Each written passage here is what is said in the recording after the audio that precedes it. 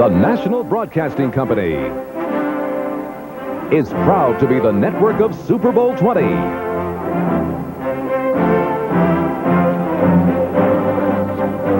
Today, from the Los Angeles Coliseum in Los Angeles, California, it's the Seattle Seahawks versus the Los Angeles Raiders. Brought to you by Ford and your local Ford dealer. Have you driven a Ford lately? By the astonishingly simple new Sony Handycam. All the excitement of video movies now in the palm of your hand. And by McDonald's. It's a good time for the great taste of McDonald's. It is a gorgeous afternoon in Los Angeles, and here are the standings in the AFC West. As you can see, the Los Angeles Raiders and the Seattle Seahawks sandwiched around the Denver Broncos, who won yesterday afternoon. The Seahawks lead the series 9-8. They're the only team in the NFL holding an edge over the Raiders.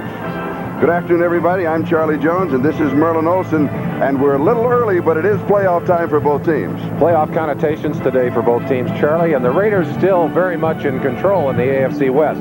The Seahawks have to win today, and they have to win next week, and then hope for a little help from the Los Angeles Rams in order to get in there and take the division. But when these two teams meet, it always seems to be a special game. Well, it's a war, I can tell you that, and I don't expect it to be any different today, Charlie. And today, the Seattle Seahawks won the toss. They will be receiving, and the Los Angeles Raiders will be kicking off. The temperature in the mid-70s as Chris Barr is all set to start the ball game.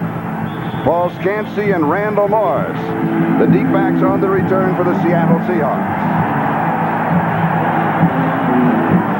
And it will be down in the end zone. And Seattle will go to work at their own 20-yard line. Randall Morris downing the ball, and here comes the quarterback, Dave Craig, and he has been riding a two-game roller coaster. Let's look at that offensive line. Kreider, Pratt, Bush, Bailey, and Millard, the front five. The receivers, Largent, Ross the tight end, and Turner on the other side. Craig the quarterback with Hughes and Warner behind him. So Seattle first down at their own 20-yard line.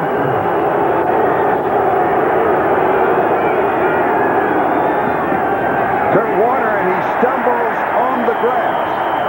Balls forward to the line of scrimmage. We'll give him a yard to the 21. It'll be second down and 9. Rod Martin was there to cover him. Let's look at the defense of the Raiders.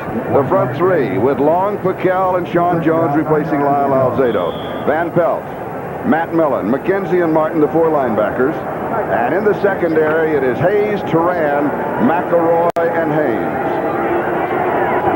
Second down and 9.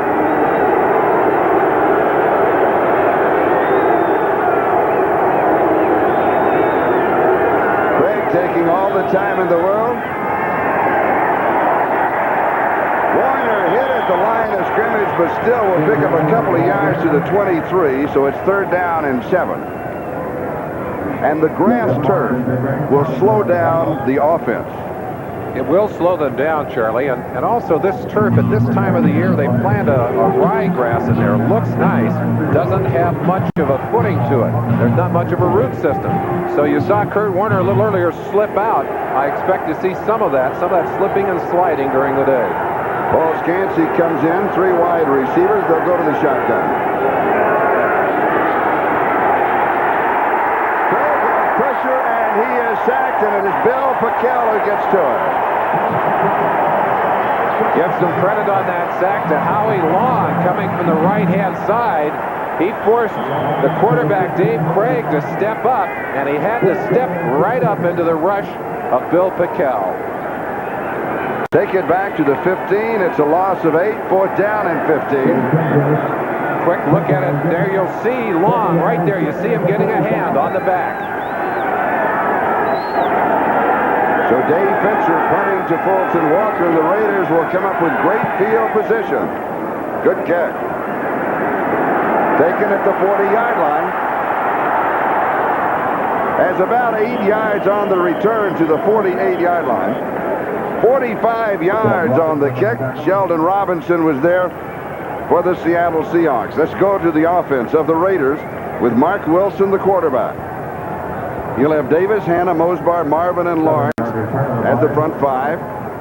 Esther, the great tight end, Todd Christensen, and Dokie Williams. Wilson, and then Allens and Hawkins behind him. Going to mark it at the 47-yard line. First down for Los Angeles.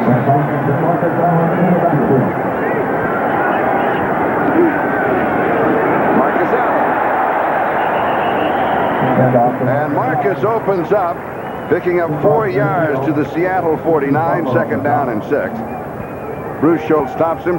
Let's look at the defense of the Seahawks with Bryant, Nash, and Green, the front three. That's the standard set. And Schultz, Butler, Young, and Schultz again. That should be Jackson on that side.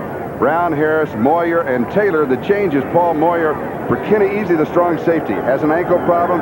They thought and hoped that he would be able to start, but he cannot. And here's Marcus to the left side.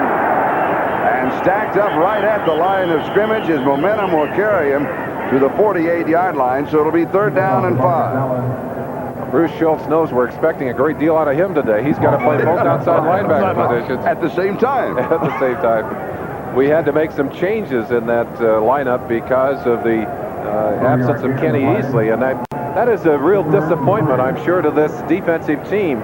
He is their most physical player, their most dominant player, Charlie.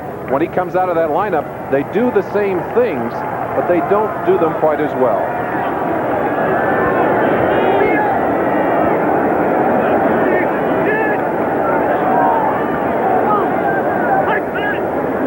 Wilson to throw. Has pressure the ball knocked away, and it is recovered by the Seahawks.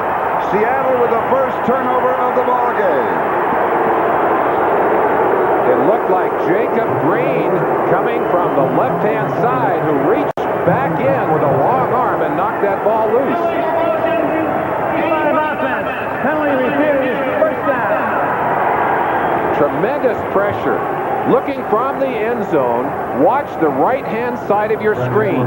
I think it's number 79, Green. Look at him. Just reach back in there and knock that ball out of the hands of Mark Wilson. We've seen 2 rushes from defensive ends that have caused havoc, wreaked havoc. Again, the inside man getting the benefit of the outside pressure, the leading sacker, Edwards. And in addition, the Seahawks get credit for a sack as David Hughes gets the call. So much a game of field position. And right here, the Seahawks having an advantage as they start inside Raider territory. Believe me, they're glad to have that man back in the lineup. He got a stinger, pinched nerve in his neck. He's important as a ball carrier, perhaps even more important, Charlie, as a blocker.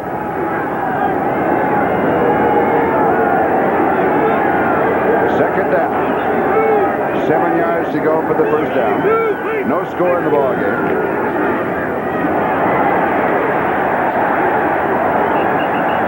Kurt Warner to the 41-yard line. He has 3, so it'll be third down and 4. Matt Millen with the stop. Used to seeing Kurt Warner on artificial turf, and he moves quicker because all players move quicker on the artificial surface. What effect does playing on grass? He doesn't play on grass but 3 or 4 times a year. What effect does that have on his game? Well, he says he likes playing on the grass. He said he certainly it's softer when he hits on it, but it does take away some of his quickness.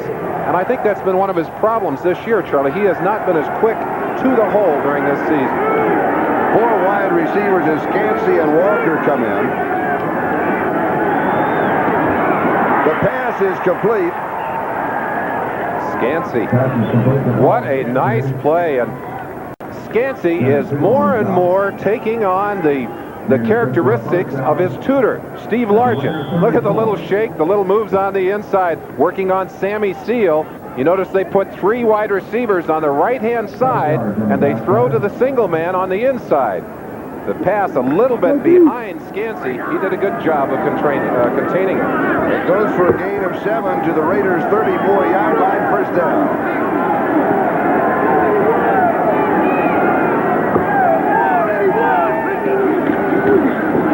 Here's Hughes to the outside and bumped out by Turan. Stacy Turan bumping David Hughes out as he couldn't quite get around the corner. Stacy Turan getting playing time because of the absence of Mike Davis, who, by the way, is ready to come back now. You see a little shot right there from Turan, who in playing that position, I'm sure has watched Mike Davis, who's a very physical player, and Turan has accepted the responsibility as a strong safety of providing that kind of run support. 2nd down and 8. The ball at the Raiders' 32-yard line. No score. 9:22 time remaining first quarter.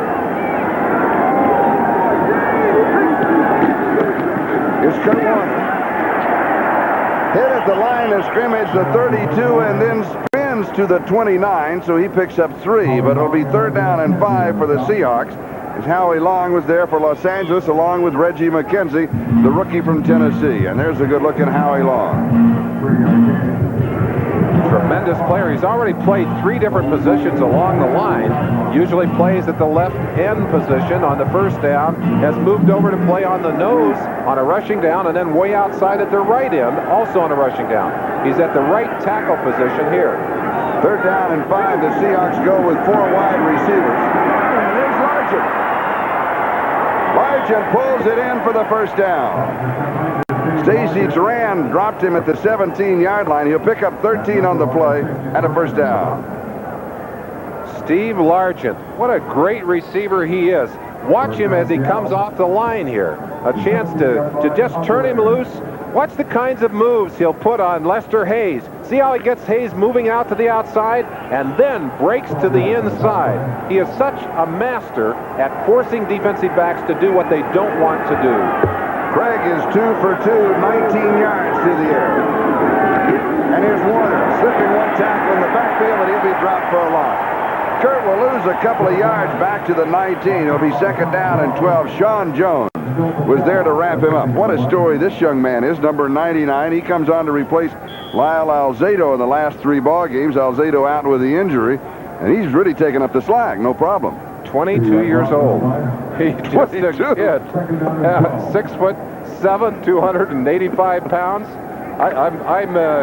I'm envious of anyone who grows that big that quickly. And he has 5 sacks in the last 3 ball games. 2nd down and 12. Largent in motion. Craig has pressure, wants to throw a screen. He's throwing this one away. He won't call it, though, because he underthrows David Hughes. And it was Howie Long who had the pursuit on the quarterback. So it'll be 3rd down and 12. They tried to double team on Howie Long. He was over at the right tackle position. He just split the 2 of them. Blair Bush and Ed Bailey just blew right between those 2 blockers and was all over Craig, and Craig had to throw it away. I think the thing that makes Howie Long so tough as a pass rusher is the fact that he rips equally well with either arm and has such incredible strength. 3rd down and 12. 4 wide receivers. And it is dropped by Darrell Turner. So it'll be 4th down and 12, and the field goal team will come in. Charlie, Turner had been in somewhat of a slump. He got out of it last week with 2 big touchdown catches, but one of his problems has been concentration. He's still a young receiver, tends to lose the ball and drop it, just loses concentration. I don't know what his problem is, but they're hoping that he'll get his act together here today. Norm Johnson, the holder is Gail Gilbert. Gilbert has been the holder for the last 5 ball games for Johnson, and Johnson has hit 6 of 9. This one from 37 yards away. And it is good from 37 yards out. And so the Seahawks open the scoring at the 6:24 mark, time remaining in the first quarter. And they capitalized on a turnover. Let's go back to the field goal. You mentioned Gilbert as the holder. Johnson has had 3 holders on the year. Started out with Zorn holding, then Largent came in and held for a while, and then Gilbert became the holder for him. And Johnson has gone from a Pro Bowl season to a very mediocre year, has had problems, and one of the problems was confidence. He simply was not able to have confidence, and you see the work of that holder. So important, the spotting of the ball, getting it down there, the feeling that it's going to be there for that kicker.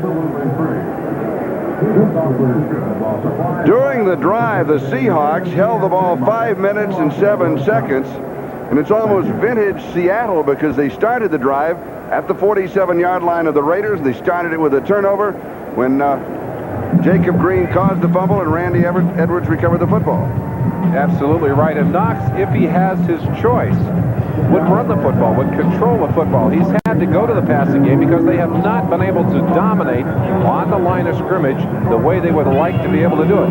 But you'll see him running the football frequently. In fact, as frequently as he feels he can get away with it.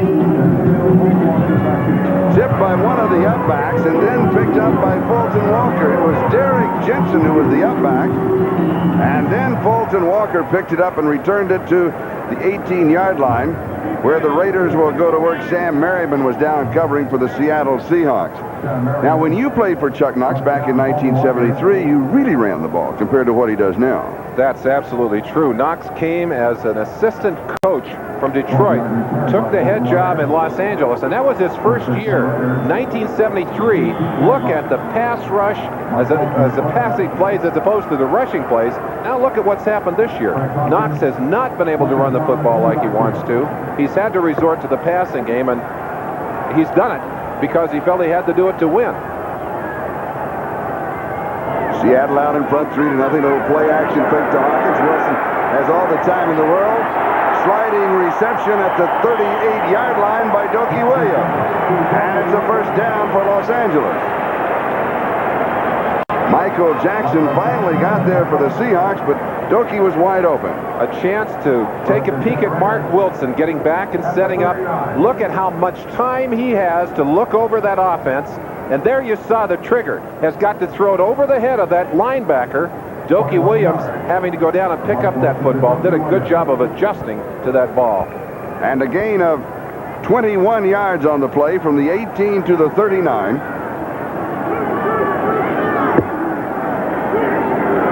Marcus Allen, the remaining back, as Hawkins moves over on the right flank. And then comes back in motion. And here's Marcus. Starts, stops, circles back, picks up blockers, reverses again, and he'll lose 4. This is kind of like basketball, back and forth across the court. Looking from the sideline, you see number 50, Freddie Young right here, starts to the inside on a stud. Now he sees Marcus outside, goes after him on the outside. Marcus comes back this way. Freddie says, hey, I got to go back the other way. Now he's got to turn back around again. And finally, he's the man that nailed Marcus. There was just nowhere to go in the middle there. Marcus losing 4, second and 14. I think that's called having a nose for the football. And here's Marcus again, and this time he is dead. As Jeff Bryant was just waiting in the hole for him. Marcus Allen has, I think, in the latter part of this season, been running better than anyone in the NFL. I think today he'll have a chance of taking back his lead as a rusher in the NFL because of an injury to Riggs earlier in the day.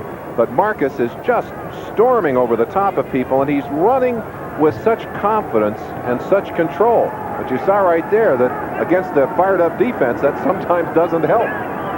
Third down and 14.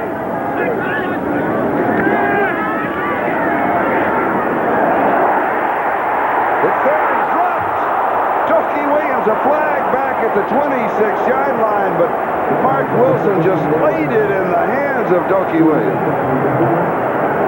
He had a step on Keith Simpson. Well, maybe it's just that football. Fourth down. Because a holding call is going to bring it all back. A little stud on the inside. You see Nash stunning in there with Randy Edwards, but they picked it up nicely. There's the ball dropping right through the hands of Dokie Williams. That's a tough catch to make, but that's the kind you've got to make if you're a good receiver. And Ray Guy with a boomer. Paul Scansey takes it at the 9. And has about 8 or 9 yards on the return. But a great putt by Ray Guy. 56 yards with an 8-yard return. And James Davis was down to cover very quickly. Charlie, you talked about it earlier, the kind of roller coaster year that Dave Craig has had. It's a season of twos, 2 wins, 2 losses, 2 wins, 2 losses, all during the year. And look at this stat. It just knocks your eyes out. In the 8 wins, 22 touchdowns, 2 interceptions. In the 6 losses, almost the reverse kind of numbers. 4 TDs, 15 interceptions.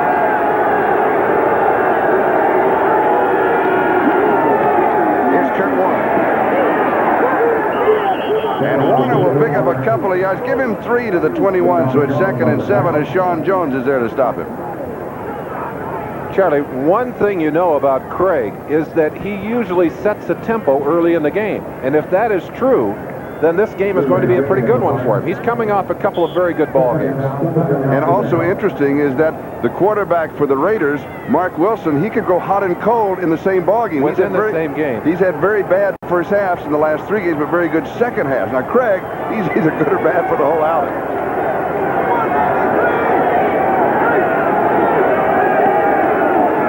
Here's David Hughes. To the 24-yard line, so he'll have 3. And it's 3rd down and 4, and that means that the Seahawks will be throwing. Reggie McKenzie making the tackle for the Raiders. You might be asking, why aren't the Hawks able to make more yards rushing? Well, one of the answers to that, the Raiders are number 4 in the NFL, 4th best rushing defense in the league. And that young man right there has been one of the reasons. Reggie McKenzie from that inside linebacking position has just been outstanding as a rookie. 3rd down and 4, 4 wide receivers. They go to the shotgun. Howie Long jumps the gun, and the pass is incomplete. There wasn't anybody over there, but Howie was coming right into the face of Dave Craig.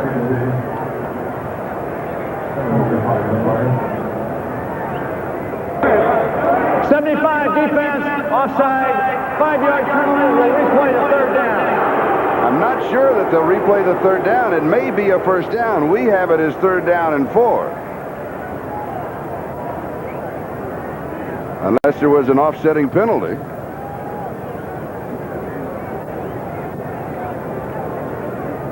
Well, we all like to believe our names are a little bit unique and unusual.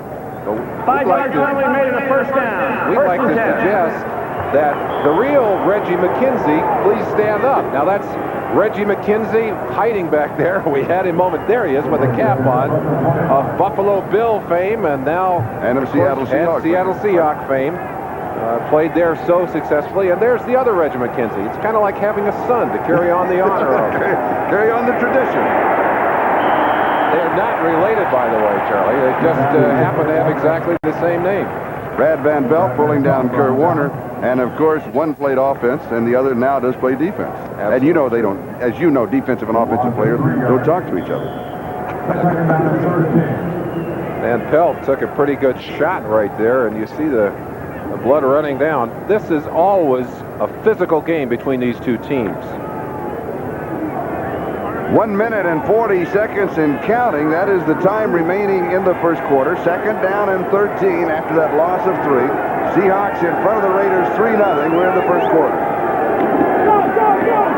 the drive, Kurt Warner set off inside, jumps to the outside, but cannot slip the tackle, James Davis, and there's a flag down. I believe that's going to be a late hit, and that's such a costly penalty. They were going to have a 3rd and very long situation lined up against the Seahawks.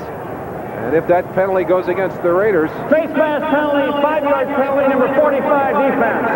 It'll be a 5-yard penalty, will replay the down. Does not carry the 5-yard face mask, or the rule change does not carry the 1st down. The 15 does. I didn't see there's the face mask. I thought perhaps it was a late hit. But you could see the head just pop down there. Didn't have a hold of it long, but did have a hold of the mask momentarily. We'd like to welcome those of you who've been watching the Buffalo-Pittsburgh ball game. Pittsburgh winning that one 30-24. They had to come from behind to do it, as Buffalo was out in front by a score of 21-0 in that ball game. And here the score is Seattle 3 and the Raiders 0, with 57 seconds left to go in the first quarter. Down goes over 2nd and 9 as the ball moves up just outside the 30-yard line. Craig wants to go deep to Largent, and it is incomplete. Mike Haynes had the coverage, so it'll be 3rd down and 9. It's a very sunny day, warm temperature in the mid-70s. You can see the shadows. Does that become a problem on the field here? The sun can become a problem late in the game. Kind of drops down over behind one corner. And in the far right-hand end zone, looking back into that sun sometimes can be a problem for receivers or people catching punts or kicks. But that's a little later in the day, Charlie. They're down and 9. 4 wide receivers. Scansey in motion. Raiders rushing for it. There's pressure from behind. There's a fumble. And the Raiders say they have it. And they do. Townsend caused it.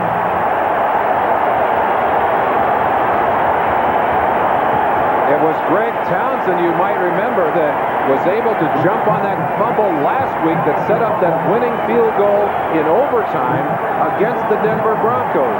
Let's see if we can see what happens here. Craig had already been forced up into the sack earlier. There he is from the outside, 93.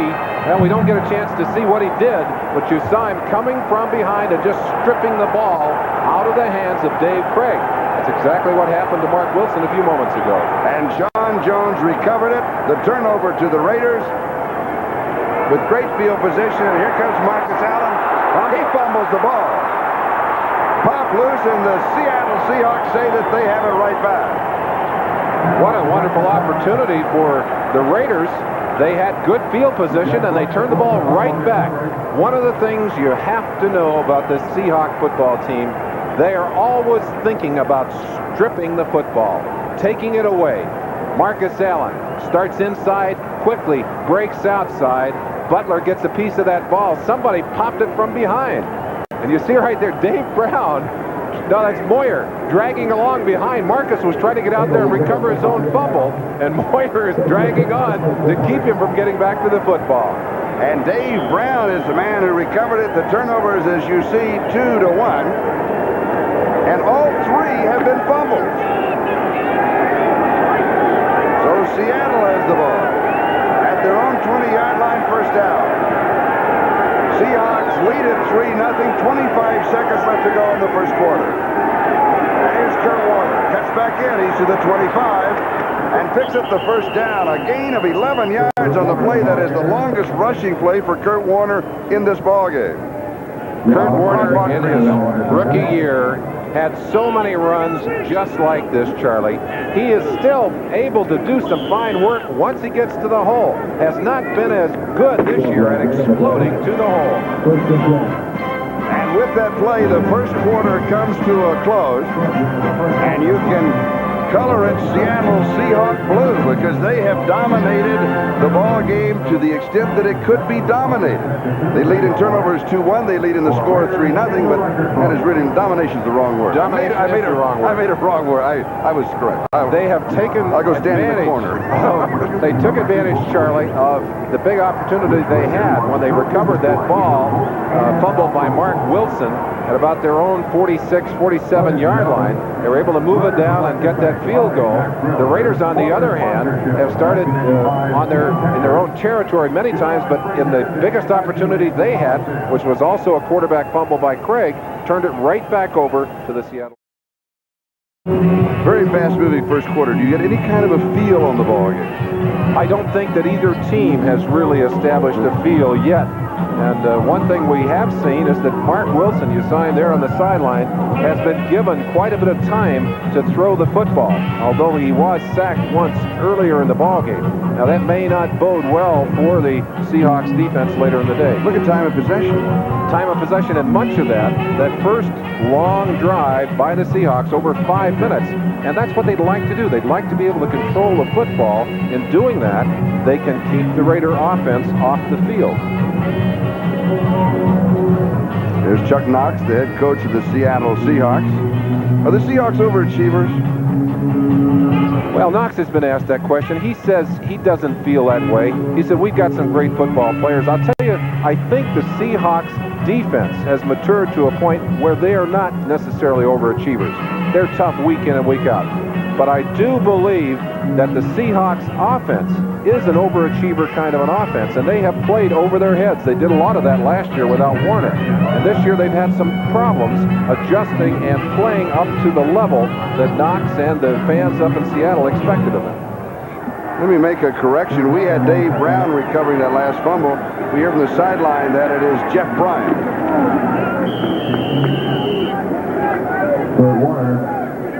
Kurt Warner, Brad Van Pelt for Los Angeles. The play moving for 3 yards to the 34, so it's 2nd down and 7.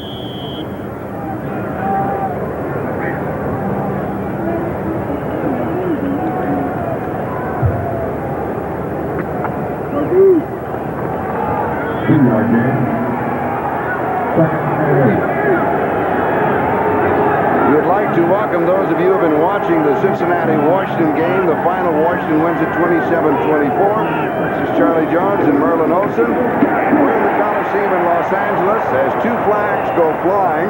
The Raiders and the Seahawks, with Seattle leading by a score of 3-0, courtesy of Norm Johnson in the 37-yard field goal. Now we'll go back to check out the flag. Rob Mark on the tackle. On the inside, if you watch carefully, we'll let the Holding, 59 offense, 10-yard penalty. We'll replay the 2nd down. That's Blair Bush, the center. Let's go inside. Watch Howie Long now. Howie's just going to drive to the inside. Now watch what Blair Bush does as Howie does a little slap movement. Blair just reaches up and takes a hold of Howie's face mask. Well, not his face mask. He's got his shoulder pad. He's got inside. He got a hold of the shoulder pad, and he just got an arm block on him, trying to keep him from blowing through that gap. With the penalty, back to the 24, 2nd down and 17. And here's Kurt Warner. Flag down. Warner out at the 26-yard line as the play holds. I think we got a holding call, Charlie. Penalty flag in the play. It is holding against Seattle, and they'll take it, keep moving him back. Yeah, I think it's Bob Kreider out there trying to keep his man from breaking free to the outside. Question, now there have been 2 holding calls in a row.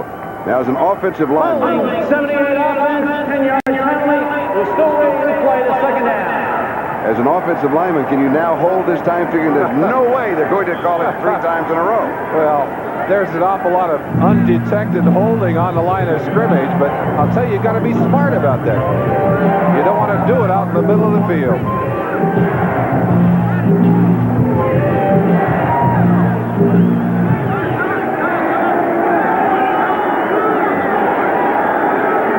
And now we'd like to welcome those of you who have been watching the Houston-Cleveland game. The Cleveland won 28-21. Here in the Coliseum, we have just over 13 and a half minutes to go in the 2nd quarter. And Seattle is out in front of the Raiders by a score of 3-0 as Kurt Warner carried to the last play, and Howie Long was there for the Raiders. And that was 2nd down and 27 following a couple of penalties. Delay game. And here's another one. The field for the defense. 5-yard penalty. We'll replay the down. Well, that's one way to stop the offense. You put 12 guys out there and make it tough on them. And, you know, Charlie, that sounds like it's so undisciplined, but in today's defensive schemes, you're running so many people on and off the field that that's the kind of thing that can happen. So it'll be 2nd down and 23. The ball now at the Seattle 19-yard line. Seahawks out in front, 3-0.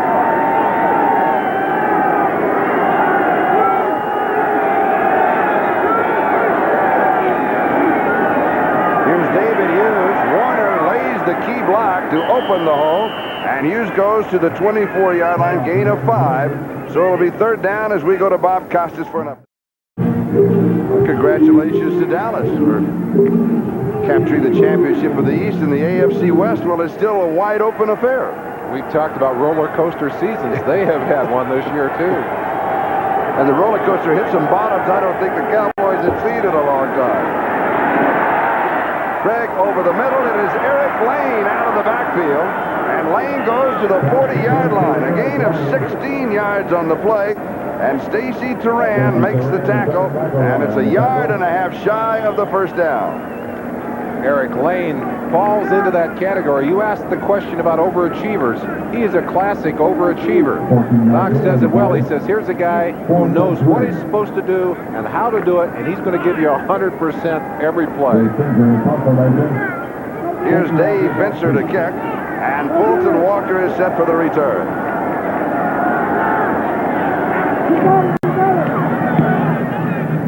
Pretty good kick. It turns over, and Walker takes it at the 17-yard line. And he'll return to about the 24-yard line. Hang time, 4 seconds even. We've got a timeout. Seahawks lead it 3-0. This is Charlie Jones, Merlin Olsen, and what's at stake today in this ballgame? Very interesting. Very simple for the Raiders. They can clinch the division title with a win today. They have a chance to have home field all the way. Seattle, on the other hand, has to win today and win their last game, and then hope that the Raiders lose to the Rams the following week in order for them to walk away with the divisional crown. So the Raiders, if they win today or if they win next week, they're the champions. If they win all the way out, they have home field throughout the playoffs, and that is such an important factor. And from Seattle's standpoint, they need to beat the Raiders and then next Friday night beat Denver at home and then hope for help from the Rams. Raiders going deep, and it is Jesse Hester. Vintage Raider play to the 33-yard line. John Harris stopping the rookie from Florida State, Jesse Hester, 43 yards. Mark Wilson, who's had his own ups and downs during this season, able to get a long bomb in here. Watch how long this ball hangs in the air. He really puts a rainbow on those long passes. In fact, they're almost long enough up there for John Harris, 44, to get over and get a shot at it. Some good time, good blocking inside by Mospar, the center, on that last play. First down, Seattle 33. There's Marcus Allen. Allen goes to the 26-yard line. He picked up 7. It'll be second down and 3. Fred Young with the tackle. Now, coming into the game, Marcus was 21 yards behind Gerald Riggs for the rushing title in the National Football League. Riggs at Atlanta had 13 yards today, then went out with a knee injury. So starting this game, Marcus needed only 34 yards to take over the rushing title in the National Football League. And he has 6 carries and 14 yards, so he's part of the way. And here he comes again. He goes to the 22-yard line, so he'll pick up the first down. Fred Young makes a tackle along with Greg Gage, and now let's go to the scoreboard, see what all has happened today. We mentioned that final. Dallas now the champions of the East, defeating the Giants. Washington edging Cincinnati in a close one, 27-24.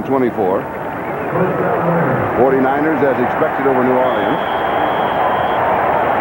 Cleveland over Houston, 28-21. Pittsburgh had to come from behind against Buffalo to do it. Buffalo led 21-0 in that ball game. Indianapolis over Tampa Bay, 31-23. And by 1, it was Atlanta over Minnesota. Green Bay in a close one over Detroit. And here's Marcus Allen from the 22 to the 17, so that's 5. It'll be second down and 5. Of the late games that started at the same time that the ball game started here in the Coliseum. Here's an update on those scores. Rams leading St. Louis by a score of 13-7. And Philadelphia over San Diego 7-0 in San Diego. And the score here in the Coliseum on a beautiful afternoon. The temperature in the mid-70s. Seattle 3, but the Raiders driving. Second down and 5 at the 17. Marcus wants to throw. And he overthrows. Flag is down. He overthrows Doki Williams with a flag dropped at the tip. John Harris coming up to try and work against that run by Marcus Allen. Saw that Allen stopped to throw the ball, and he just reached out and hooked Doki Williams. Watch Marcus as he heads to the sideline. A hard pass to throw, just a few steps, and puts it over the top. Williams not able to get there, but simply because he was grabbed. Number 44. Third time this year that Marcus has thrown the ball. His completions 1 of 2 prior to this one. Maybe we'll be able to see the yank, well, it's just a little out of our picture there. But you can see right here you saw Harris getting up off the ground, number 44, and Doki shaking his head already, hoping the officials spotted it, which he did. They've got great field position, Charlie, down just outside of the 10-yard line. And it's first down. And here's Marcus coming inside and diving to the 5-yard line. So he'll pick up 5, and it'll be second down and 5. And if you look at the change, they could pick up a first down about 4 inches from the goal line. Fred Young makes the tackle. So in reality, it's second and 5 at the 5, and Marcus now has carried 9 times for 29 yards. Now, there's no question that they want to have the football in his hands, and you look at this chart and you know why. Having his greatest season ever. Second down.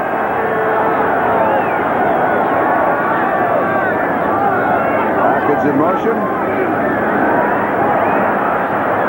Incomplete.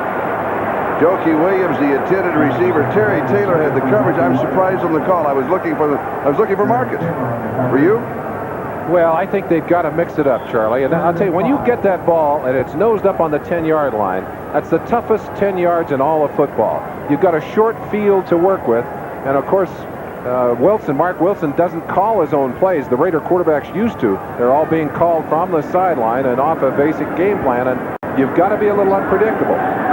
Mark Wilson has completed 2 of 4 for 65 yards. Of course, the big one in this drive of 44 yards.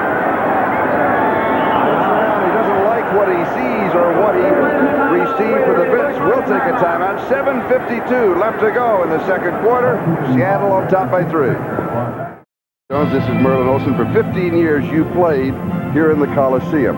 Now, right now, the defenders are almost in the end zone. Is this the toughest part of the field here in the Coliseum for a defensive player? I'll tell you, anytime your feet are in the end zone, you know it's tough on the defense, but that's where the adrenaline starts to pump. The big men really determine what happens in this kind of situation, either in a rushing part of the game or protecting that passer.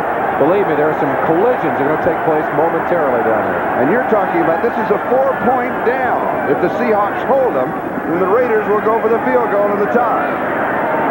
Overthrow. Todd Christensen, the intended receiver, and a flag is down. Now, if memory serves me right, that's the first time that he's gone to Christensen in the ball game. Well, he likes to go to his money receivers in that kind of situation.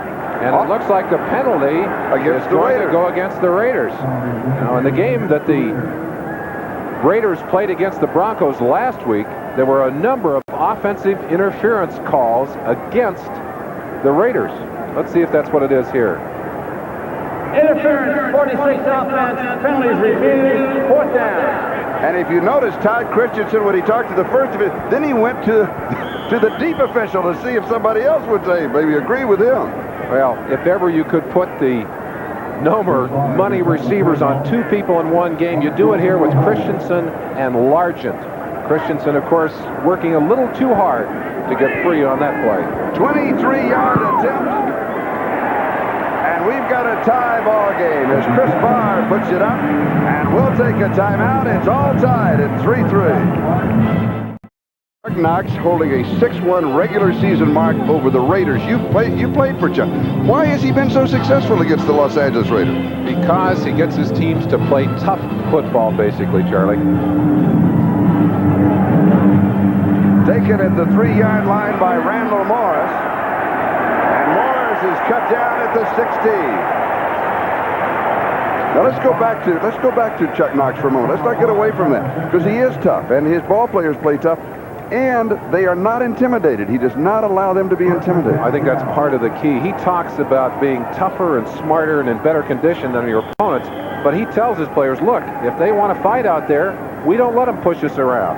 And he's got the Seahawks team to where sometimes they're not only not intimidated, they're the enforcers themselves. They're the intimidators. Mark it at the Seahawks 15-yard line and a first down for Seattle. But this time, the Raiders were the intimidators. Howie Long decking Randall Morris. Woo! You could hear that shot all the way up here in the booth, and we are a long ways from the field. watch it for yourselves. Long driving in, boom! Just an explosion. Amazing that Morris didn't go right to the ground. Howie's wife on the sideline, Diane Long, and Carol Piquel. Yeah, Carol Piquel right next to her. Loss of 3, second and 13. Randall Morris and David Hughes are the running backs.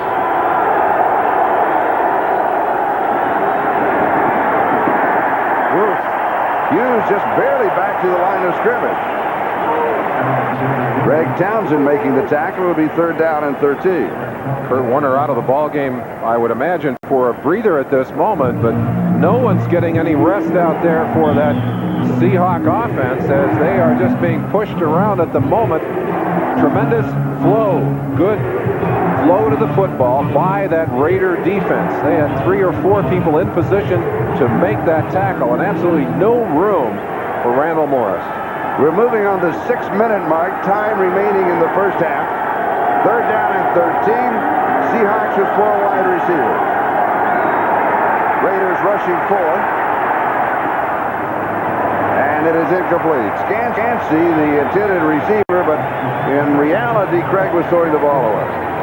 Craig in trouble, and I think hoping that Scansey might have that kind of coordination that he has with Steve Largent. Well, there's Kenny Easley, even out of uniform today. I didn't expect that. He was in uniform before the game today, but not expected to play. His ankle's so bad they had it in a cast until last Monday. And that's Easley in the baseball cap there. Easley, of course, an intimidator, the kind of player that you love to have playing for you. Pitzer kicking to Fulton Walker, and also in the ballgame in the Kingdome had a key punt return that set up a score. And Walker takes it at the 41-yard line. And is cut down after return and stays on his feet and fights the way back. The ball pops loose. The Raiders recover it. 47 yards and an exciting 5-yard return with almost everything in the world happening. Sam Merriman was there for the defense. In 41 seconds, that is the time remaining in the first half. Seattle and the Raiders deadlocked at 3-3 again. If the Raiders win today, they are the champions of the West. If they win today and next week, they have home field advantage all the way through. If Seattle wins today, they need to win again next week against Denver and hope that the Rams beat the Raiders, then they would be the champions.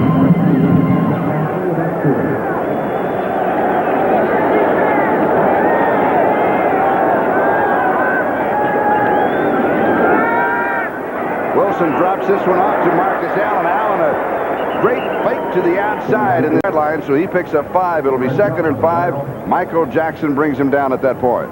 A lot of teams have to substitute to put a great pass receiver into that backfield in the place of a running back. You don't have to do that on Marcus Allen back there, catching that one from Wilson. Marcus is one of the most sure-handed receivers on the field. So it's 2nd and 5. Jesse Hester now reversing. And here comes Marcus as he reverses, but he'll lose a couple of yards to the 46, so it's going to be 3rd down and 7 as Fred Young was there. You can take it one step further with the Raiders. You never see them with 4 wide receivers, Marcus being one of the reasons because he's such a good receiver, and the other is that the tight end Todd Christensen is such a good receiver, they just split him out. Very difficult to take those people out of the ballgame. And the other thing, that when you have them in the ballgame, you also have the option of running on those long yardage situations, and the defense must respect the offense's ability to do that.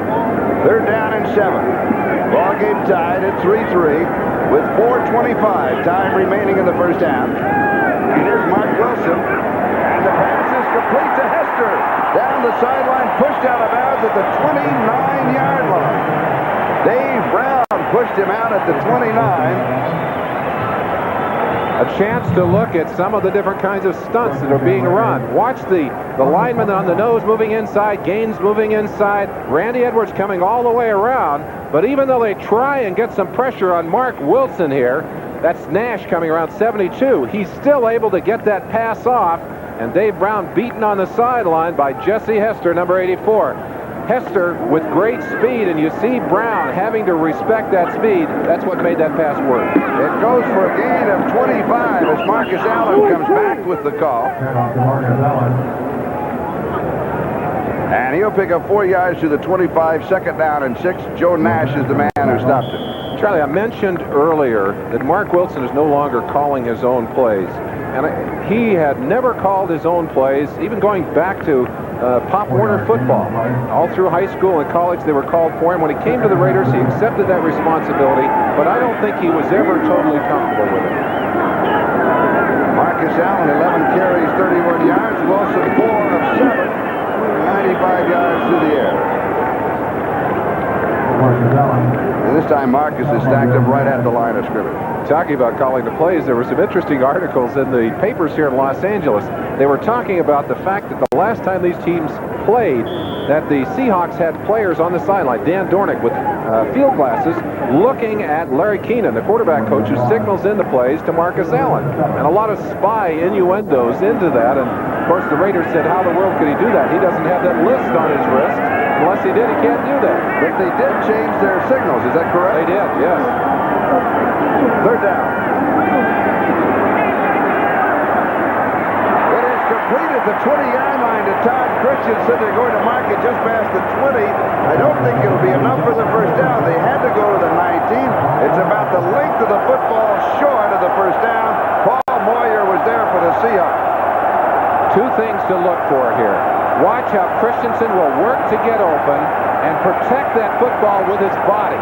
Now, if Kenny Easley were in the game, that would be Easley there instead of Moyer. Easley, a master at attacking the man and the football, might have made that catch a lot more difficult. Now, it is 4th down and a foot. They're going to check it out with the change.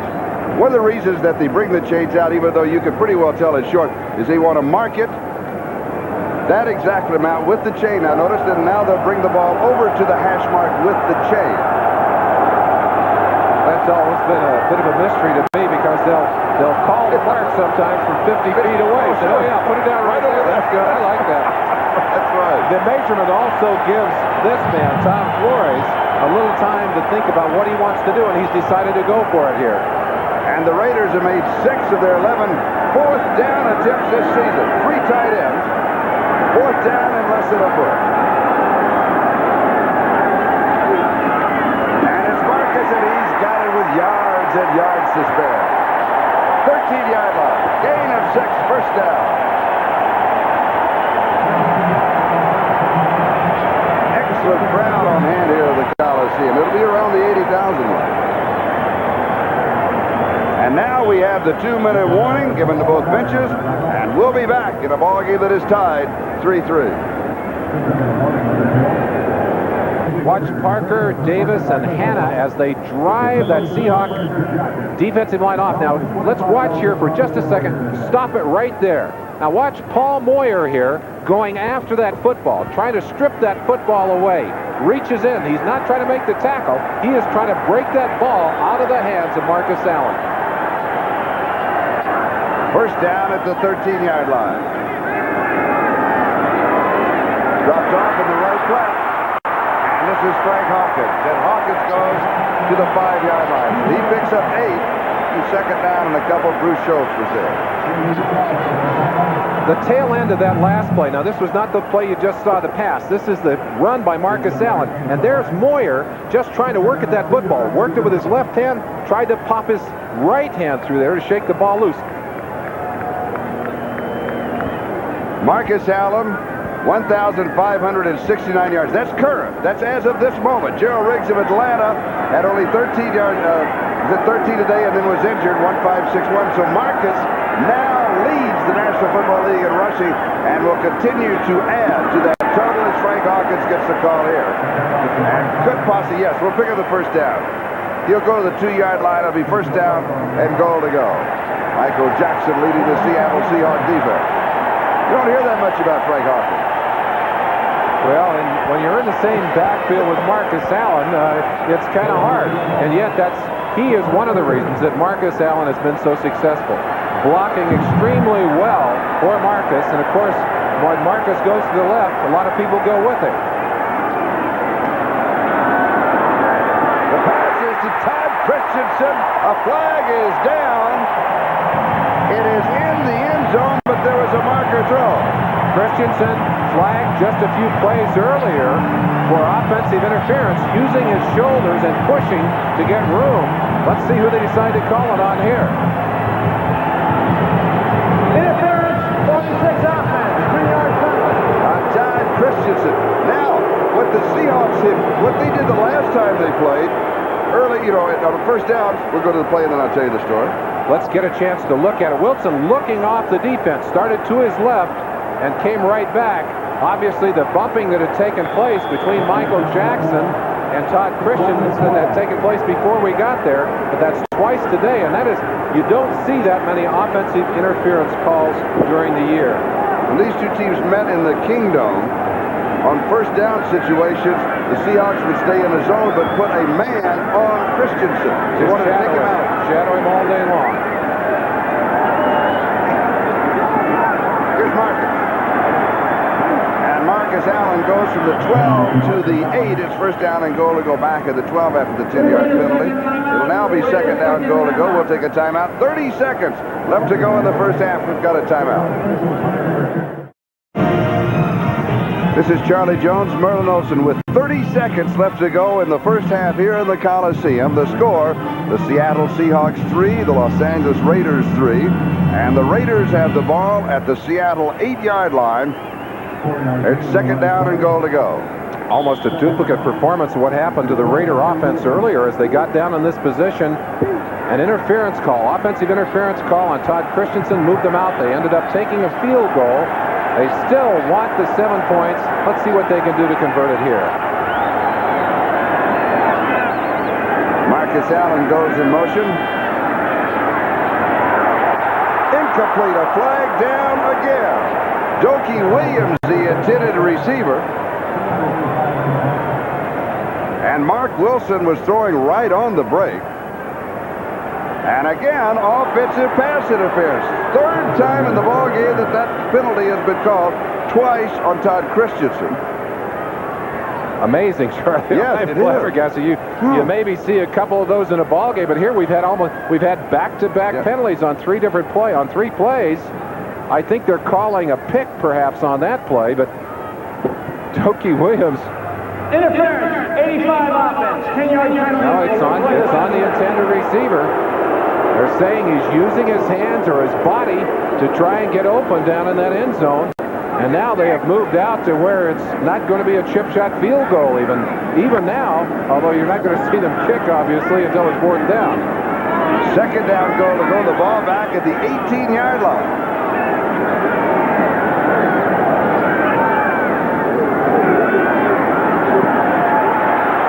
Wilson, with all the time in the world, goes to Christensen. Todd leads to the 5-yard line. It'll be third down and goal to go. A pickup of 13. They'll stop the clock now with 16 seconds left of the first half. Todd Christensen. He was wearing the Goats helmet just a few minutes ago for an interference call. There you see him using that shoulder. I think that's what he was called for earlier. But here, he makes the grab and gets down inside at 5 yards. Offensive pass interference penalty. The officials, I think, are more cognizant, more aware of that particular call in this ballgame. There's a reason, too. Sometimes they're alerted, perhaps by what happened last week in Denver, perhaps by the Seattle players, but they're sure aware of it today. There's no question. Overthrown. Dokie Williams, it'll be fourth down and goal to go. And just to come back, there was an illegal pick in the ballgame last weekend that there were some complaints and talks about. And I understand an illegal pick in the game, in one of the games played yesterday that was talked about. And so everybody, officials are human. They become aware of that particular thing, and they start to look for it. Well, you hear a lot of complaints around the league at the way the Raiders, in particular Todd Christensen, is very physical in the way he runs his patterns. And they have really tagged him for it today. With 10 seconds left in the first half, here's Chris Barr with a 22-yard field goal attempt to break the tie, and there's a flag.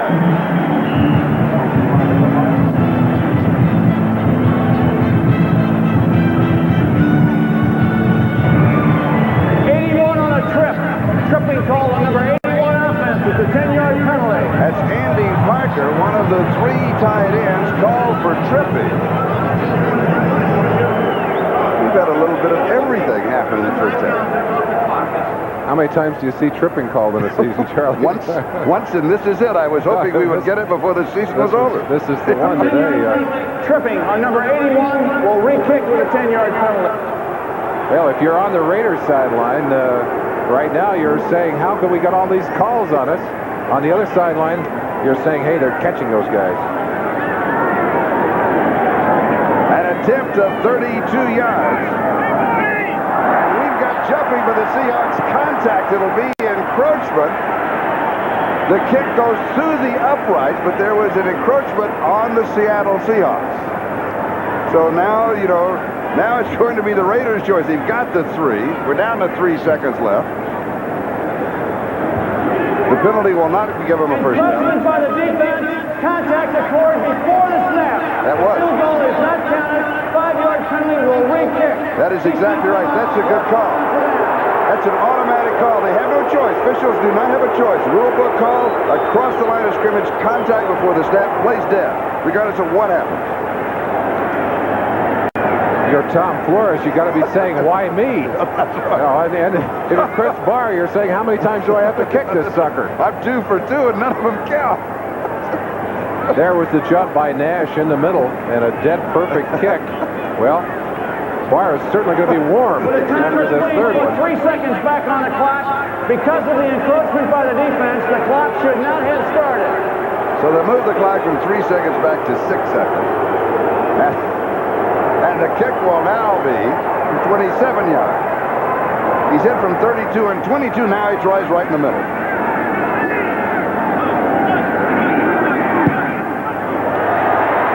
And he is 3 for 3. Each one counted 1 point. Well, if he had missed that, and I were in a striped uniform, I don't think I would have gone very close to that Raider bench. It has to be relief. Tremendous relief. Good hold. And look how Mark Wilson has those strings perfectly aligned with the goalpost. Beautifully done. And Chris says, okay, we're going to count this one, guys? And so the Raiders officially now have broken the tie. 3 seconds left on the clock. It's a 6-3 ball game. 3 seconds left to go in the first half. We've had 4 penalties in the last 7 plays. Like Flag Day. Now, we have gone through a tremendous amount of the early part of this game very quickly. Few penalties. And, Charlie, one thing interesting to me, not nearly as many emotional eruptions as you would expect between these two teams. Perhaps one reason for that is the absence of Kenny Easley. Easley, of course, one of the most emotional. Well, not a troublemaker. But he mixes and mingles. He makes trouble for an offense, and he plays so physically, he does get people riled. But his absence, I think, being felt by the Seahawks defense, although neither offense able to do a great deal so far this game. I'm wondering if the time of the year, though, we're coming to the next to the last ball game. You win today, if you're a Raider, you're in the playoffs. If you're a Seahawk, if you win and you win next week, you still got a chance. You don't have time for that. Well, a squib-type kick taken at the 10-yard line on the return by the Seahawks. And this is Paul Scansey as he returns it near the 45-yard line. And with that play, time runs out in the first half. Very close first half and an interesting first half. Seattle with a 37-yard field goal by Norm Johnson. For the Raiders, Chris Barr from 22 and 27 yards. Back after these messages from your local station.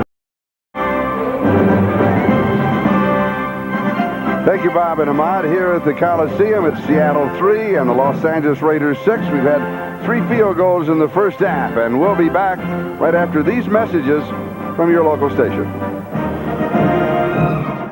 I'd say the first half was Raider football.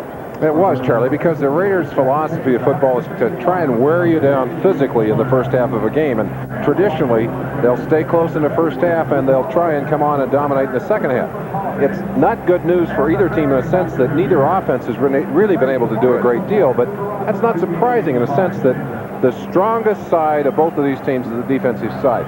Let's look at what those quarterbacks did in the first half of this ball game. Wilson on the left, Craig on the right, and you look at their numbers for the day, I think the most important stat for either of those quarterbacks is 0 interceptions. But you see the bulge for Wilson. He's been able to get the ball deep a couple of times. Craig has thrown actively in the short zones, but not too well deep. Now, another thing you have to take in consideration is the offense is in reality, the quarterback's not that strong. The offense is built around one man. One man, and let's look now at what the two running backs have done.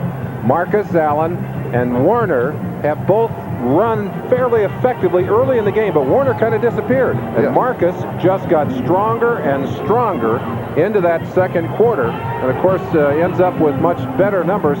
And if he follows his usual pattern, he'll be even tougher in the second half. That's right, because the more that he carries the ball, then the stronger that he becomes, and the yards start to add up in the second half. Well, it's something we could look for anyway. And total yardage first quarter and second quarter. Look what the Raider defense has done to that Seahawk offense. 34 yards in the first quarter, only 18 yards in the second quarter, while the Raiders picked up 138 yards in the second quarter. But through the last 6 periods of play between these two teams, the Raiders have not been able to score a touchdown. 33-3 in the Kingdome. And here, 6-3 Raiders. The Raiders taking the kickoff to open the second half. Here's Fulton Walker on the return, and he's across the 25 to the 29-yard line.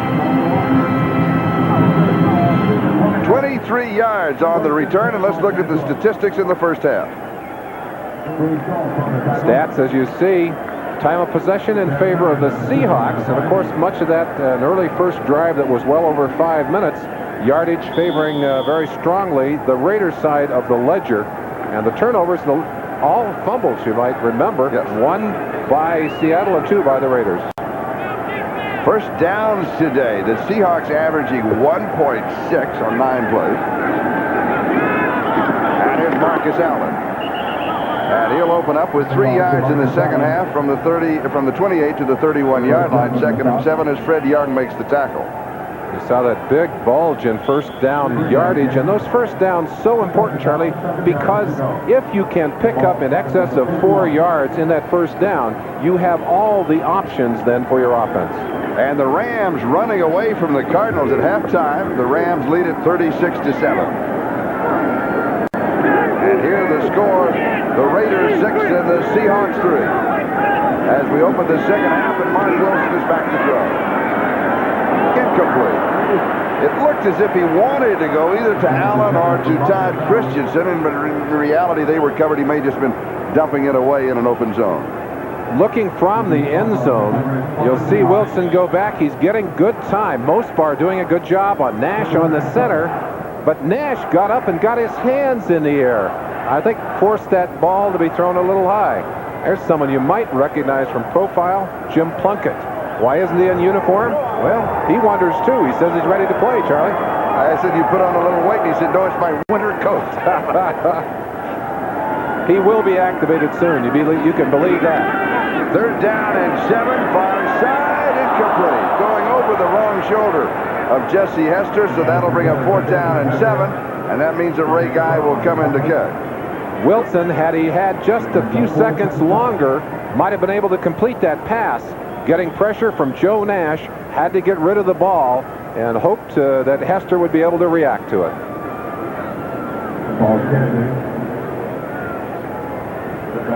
Ray Guy's first punt, 56 yards. And he'll be kicking to Paul Scansey.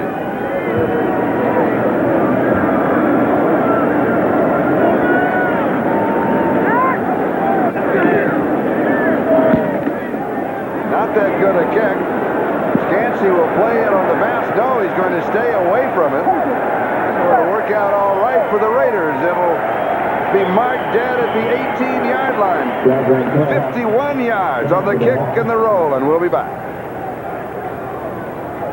Seattle Seahawks Chick Harris will signal the plays in from the sideline. Getting a little help there from Chuck Knox. And there's the defensive signal caller. They don't call him coordinator for the Raiders. Bob Seaman.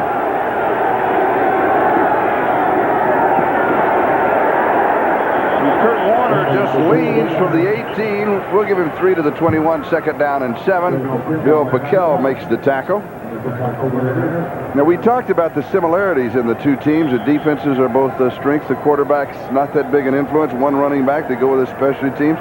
who want to kind of beat you down and do it with turnovers. But what are the differences between these two teams? One of the differences you'll see in the offensive lines, the Seattle offensive line is a grab and turn line. The Raiders offensive line, a powering line. Craig to throw. It was there to Largent on the far side. 14 yards on the play. Lester Hayes had the coverage. And Largent now receptions in 122 ball games, chasing the record of Harold Carmichael. Gilbert there shielding Chick Harris as he makes his calls. You see him signaling out. Oh, he's changed the play. Look at that. He's going to go back and do it again. I always wondered what would happen, though, if 4 of the defenders came over and formed a wall between them. So that you couldn't see him. I know. That would be interesting, wouldn't it? 35-yard line, first down. Seahawks in their own territory, trailing by 3. Timing pattern down the sideline, leaping there. And it is Steve Largent once again, 20 yards on the play. Largent just caught a pass on Lester Hayes with his magic feet.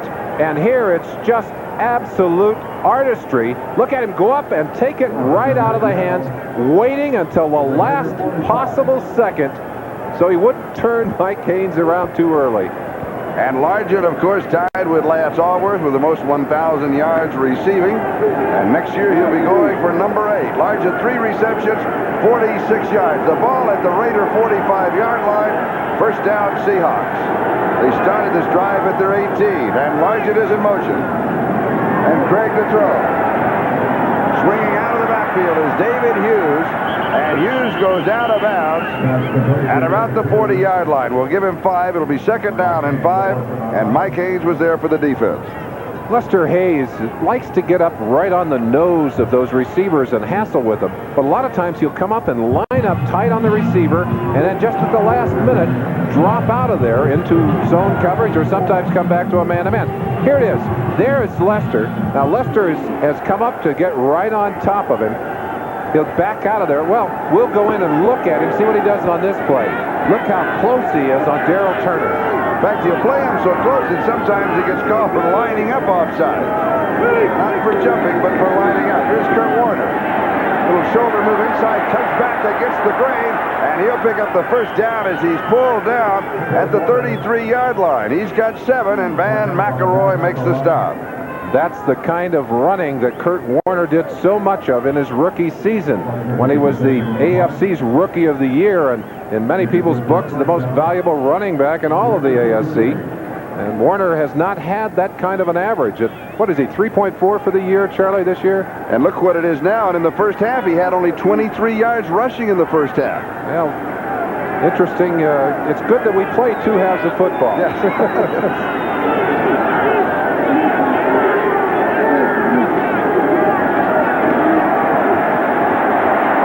Pressure flag is down, and he throws it away, and then we'll check out the marker. Second time today that Howie Long has given Blair Bush more than he can handle, and Bush just trying to hang on, trying to keep his quarterback from being sacked. Well, that's a tough assignment. Holding, 59 offense, 10-yard penalty, still first down. Here's the battle we're talking about, right inside. And Howie's just going to drive him. Watch, he'll just slap Blair Bush up at the side. It's a rip-and-go move. Look at that slap, and then drives underneath and goes right over the top of him. Blair just trying to do everything he can, gets the arm over the top, and gets a wrestling hold on him. They're the leading sackers for the Raiders, Bill Pickel with 10.5, and he's a nose tackle. And Joe Nash for the Seahawks, their nose tackle has 9 sacks. Nose tackles normally don't get that many, and here's another one, and it's Pickel who gets it. That is his second of the ball game. A loss of 8. Well, we'll add one more to Pickel's. Bill Pickel's wife on the sideline. She's the one with the dark hair, obviously very happy. He has come along so quickly as a defensive lineman, a nose tackle. He'll come from the left side of your screen. I think it's lucky that Craig sees him here at the last minute. Otherwise, he might have been able to strip that ball loose and knock the fumble away. It'll be second down and 28. The ball back at the Seattle 49-yard line.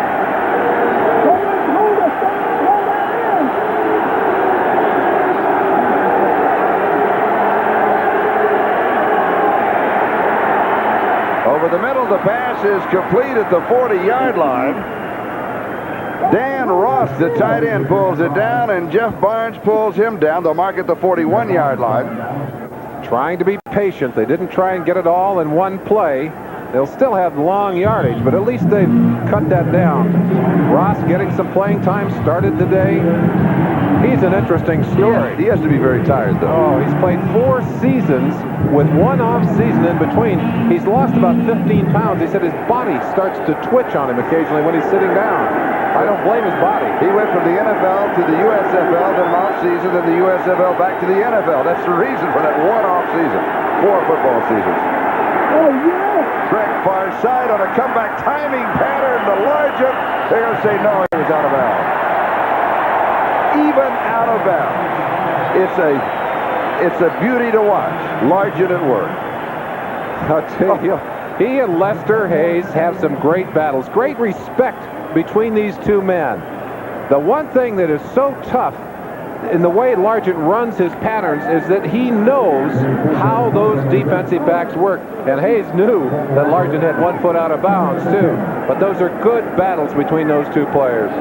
4th down and 18. Dave Fetzer kicking to Fulton Walker.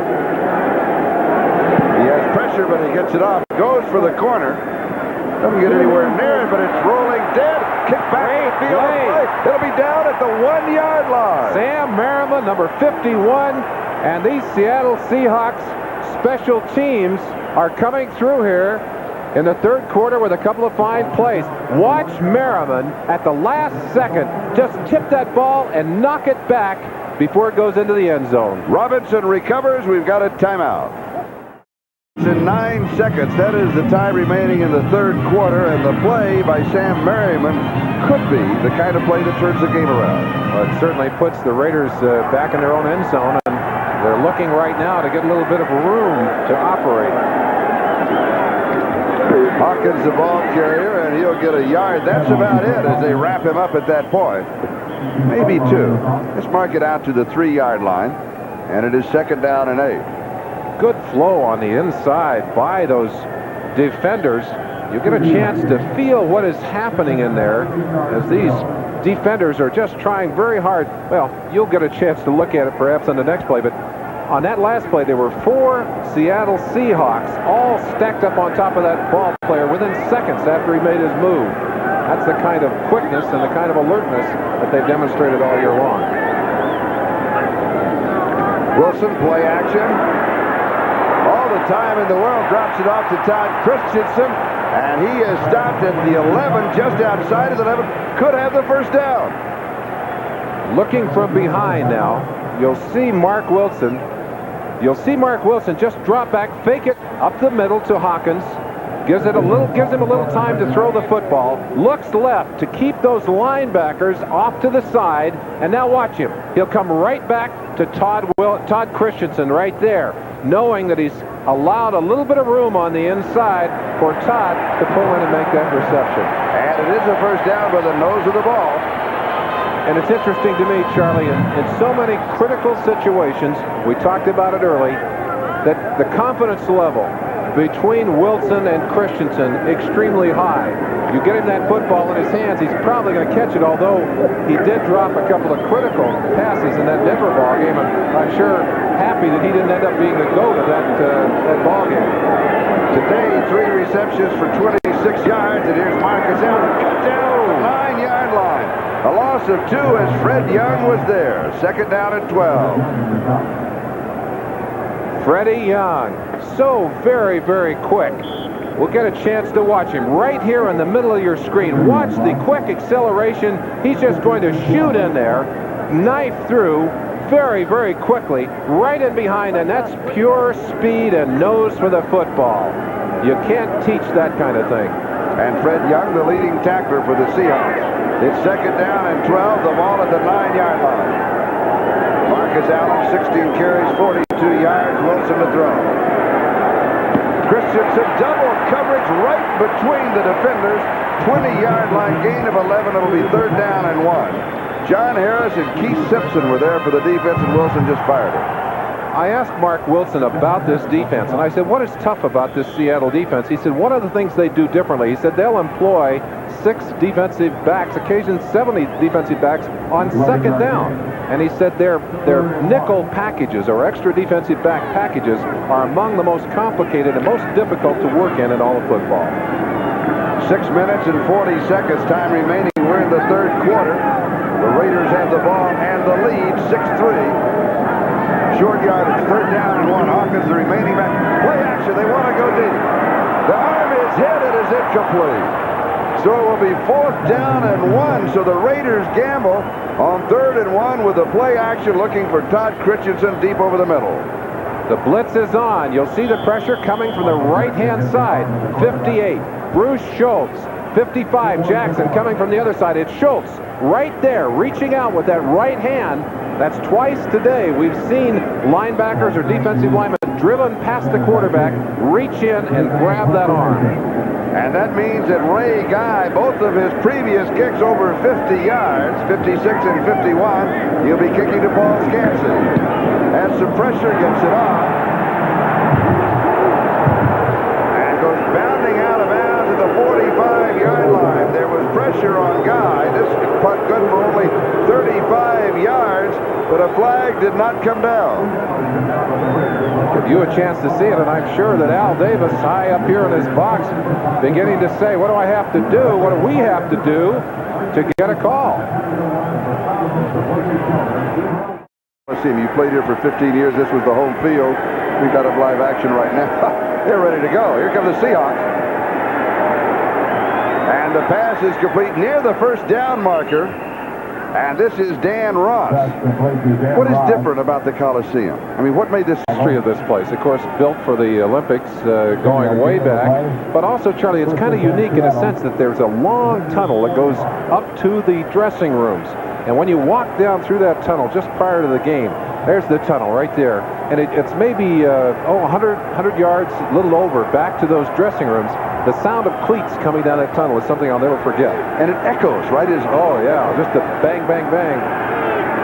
First down for the Seahawks at the Raiders 45. Kurt Warner, the ball carrier. He'll pick up a couple to the 43. It'll be second down and 8. Is that sound coming down before the ball game? Does that really get you pumped up? And then it's kind of dark back there, too. Then you come out like the gladiators of old into the sunshine. Some of that same kind of feeling, absolutely.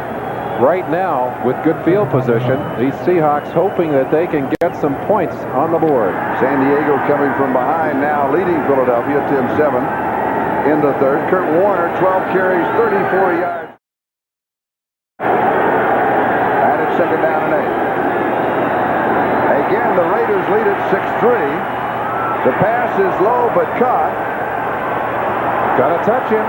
Oh, and the ball is kicked loose and then recovered by Jeff Barnes.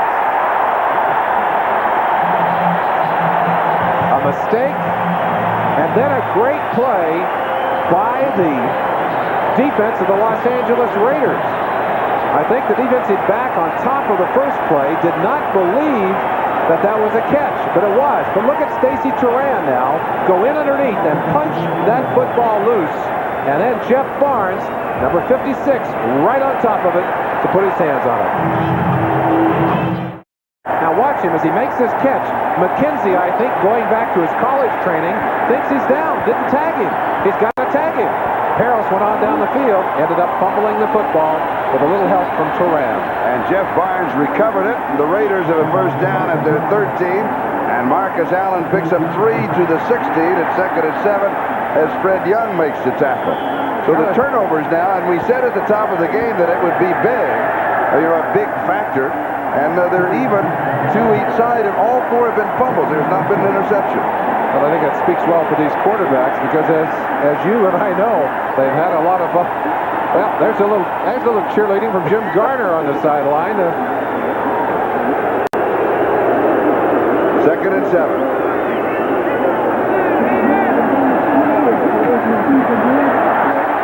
Marcus Allen leaning to the 23. It'll be close to the first down. He needed 7, and I think that he may have gotten it. 18 carries and 51 yards rushing now. Watch number 79, Jacob Green. Henry Lawrence working on him. They're giving him a little pass set to get him upfield. And then right at the end of the play, again, you see the Seahawks stripping at that football, grabbing at that football, trying to force that fumble. I'll tell you, between Green and Henry Lawrence, number 70, that is always a war. Those two play each other tough. Third down and about 4 inches to go for the first down. And I'm not sure, thinking about the shot of Jim Garner, he may have been quiet. He was trying to tell the crowd to be quiet. But they had a wave going just a moment ago. He said, not now, please. Wait until the Seahawks are trying to call their signals. Yes, he has a new hat, his Indiana Jones hat. Third down and inches. Quarterback sneak.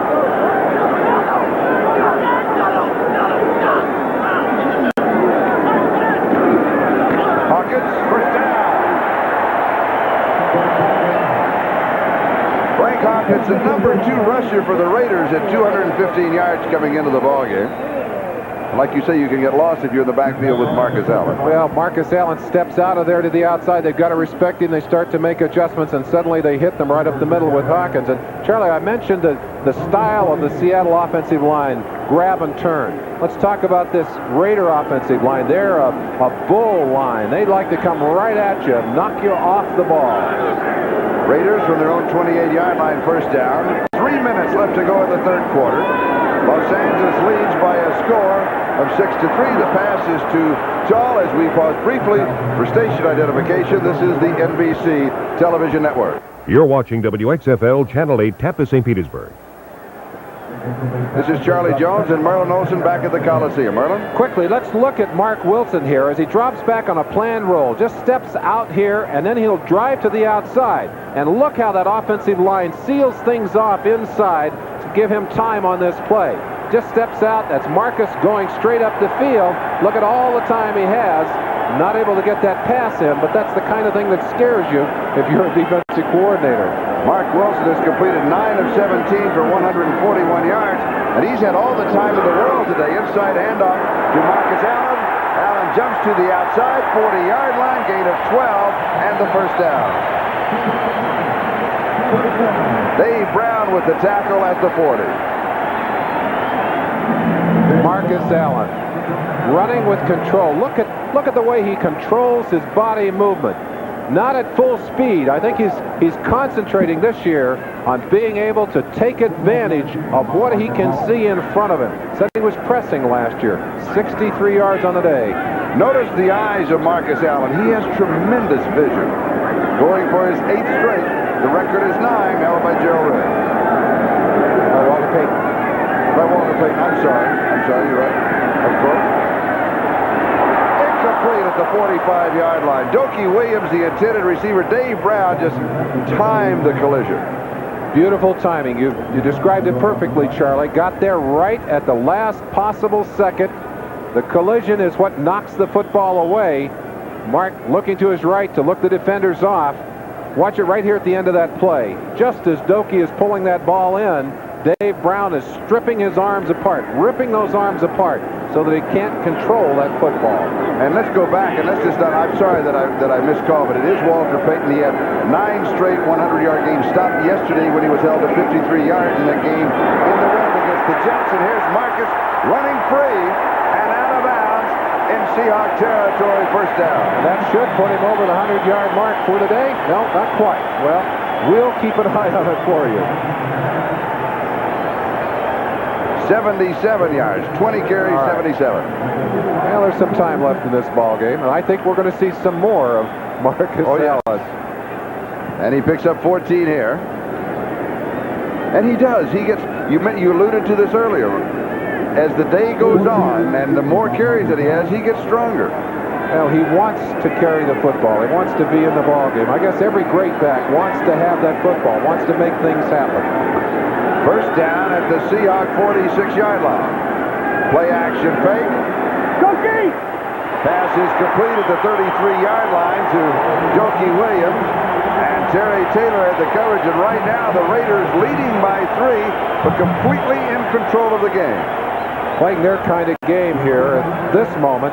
And Dokie Williams has such fine speed, sprinter speed. You saw it just a minute ago, challenging the corner on the left side. Dave Brown comes right back at Terry Taylor, and a cornerback has to respect that speed. And when you can drive them off with your speed and then come back to the ball, awfully tough. At the 32-yard line, first down. The eye of Marcus Allen. And the arms of the Seahawk defense. Jacob Green, one of the first, along with Fred Young. And Charlie, Fred Young is a very good story for the Seahawks. Pressed into action when Sheldon Robinson was hurt earlier, made his reputation in the league as a special teams player, selected as the best special teamer in the AFC last year, is learning in this defense. But, you know, he had problems early in the year. He'd get out of the defense and make a mistake and then make a big play. And Tom Catlin would say, "You made a mistake. We can't have you do that." He said, "Yeah, but I got the tackle, coach. I got the tackle." That's a great story, and so true. Going deep, incomplete. Dokie Williams, the intended receiver, he was cut off deep by Terry Taylor, so it'll be 3rd down and 10. Back at the 32-yard line. And it was hard, going back to Fred Young, it was hard for him to realize that when you make the tackle, even though you'd blown the assignment, that it wasn't a good play. It was not a good play. Not because he made the tackle. I mean, making the tackle was good. If you make a mistake, you better make the tackle. But making the mistake meant that if you did it again, perhaps the offense would be able to take advantage of that and score a touchdown. This Seattle defense, extremely disciplined under Tom Catlin. They have every man with a special responsibility, and they play team defense. 3rd down and 10. Extra men in the secondary for the Seahawks, and here's Wilson to throw. Steps away from the pressure and runs into Moore, and he is dropped at the 34-yard line. He'll lose 2. It'll be 4th down and 12. And that is the 2nd sack for the Seahawks. No one open downfield. Mark Wilson simply had to pull that football down and eat it. And he is doing a better job of being aware in that pocket. I'll tell you one thing you can't fault this man for. He's had his ups and downs. He's had a lot of problems during this season. But he is tough. He's a gamer. He's come back from injuries, and he's not afraid to put his nose in there. Ray Guy will go for the corner. Now, usually in this situation, he's been going for the right corner, which is a really tough kick because you can slice the ball off of the side of your foot. The gun sounds before the kick. That is the end of the 3rd. The kick to Guy. Will be back after these messages from your local station. Of the Los Angeles Raiders Hall of Famers, Jim Otto and George Blanda, with Al Davis, general managing partner in the middle. Boy, I'd like to go out and grab a couple of those guys like that in their prime and bring them back. Great memories from both of them. Guy goes for the left-hand corner, and he's got it. 2-yard line. The odds are better going that way because the foot comes across the body. 32 yards. Don't worry about the distance. It's at the 2-yard line. Ray Guy kicking so smart. I'll tell you, a punter can make such a big contribution to your defense. He puts that long green between an offense and your goal line.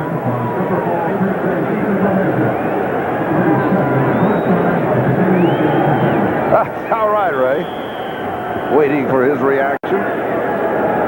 Now remember, same situation, just a yard inside. The Raiders were at their own 1 trying to come out. They were successful.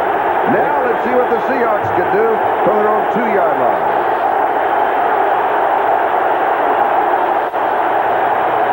And Rick Peros is the ball carrier. And he carries across the 5 to the 6-yard line. Let's look at the statistics. 2 3/4. Not a great deal there to get excited about if you're a Seahawk fan. The Raiders more yardage by far, but not a lot of points to show for it. We get word from the sideline that Sean Jones is banged up a bit. Greg Townsend, number 93, goes onto the field. 2nd down and 6. And here's Kurt Warner. James Davis leading the charge. Stacy Turan is there. Good receivers don't just catch the football. Much larger in here. He looks like he's coming in a pattern. And watch what he does here, coming in to trap, to block on Stacy Turan. Well, that's called your mousetrap. Just gave him a little push. Didn't quite get him out of the play. Large enough. At one time, they used to put him in as the wing on short yardage plays. Tom Flores said not only that, but he blocked. Third down and 3 from the shotgun, and Eric Lane is there.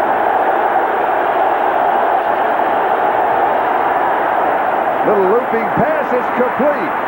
And it's the man, Steve Largent.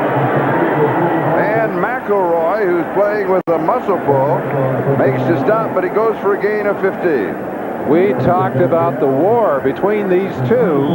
Lester wants to keep Largent on the line of scrimmage. He's warming up those hands. Long arms, jams him right there. Largent not afraid to roll out of there and simply breaks away and gets the toss over the head. Picks up a nice gain and the first down. 24-yard line, first down. Fake to Kurt Warner. Kind of a sidearm to Peros, and he drops it. It'll be second down and 10. 24-yard. I may have fired that one a little too fast or a little too quick at close range. And here are the streaks, Marlon. Well, that's an amazing streak that Largent has. Of course, Harold Carmichael now not active in the game, and Largent hoping to keep that streak alive. And when Carmichael set the record, I was at the game. They gave him a trophy that had to be 40 feet tall. I'm not exaggerating. I remember they that. took it apart pieces. I wonder where he stores that trophy. To make a great Christmas tree is what it would make. Second down and 10. Craig has completed 11 of 17 for 133 yards. Listen to that crowd. They want to get into it here. There's pressure, he rolls, he throws. The pass is complete, but it'll end up short yardage. Going to Dan Ross, the tight end. And Stacy Turan is there. Ross is hurt. Stacy Turan, a very physical tackle, drove Ross to the ground. Charlie Young, who's been starting at tight end for these Seahawks for a long while, already has a knee injury. They do have a backup in Mike Tice, who came off the IR list with a broken ankle earlier. But let's watch the play. Craig under pressure rolls out, throws that ball high. Turan picks him up from the knees. He goes right down on that right shoulder and right arm. We've got a timeout. We'll be back. Third down and 5. Pressure. Craig pulled down.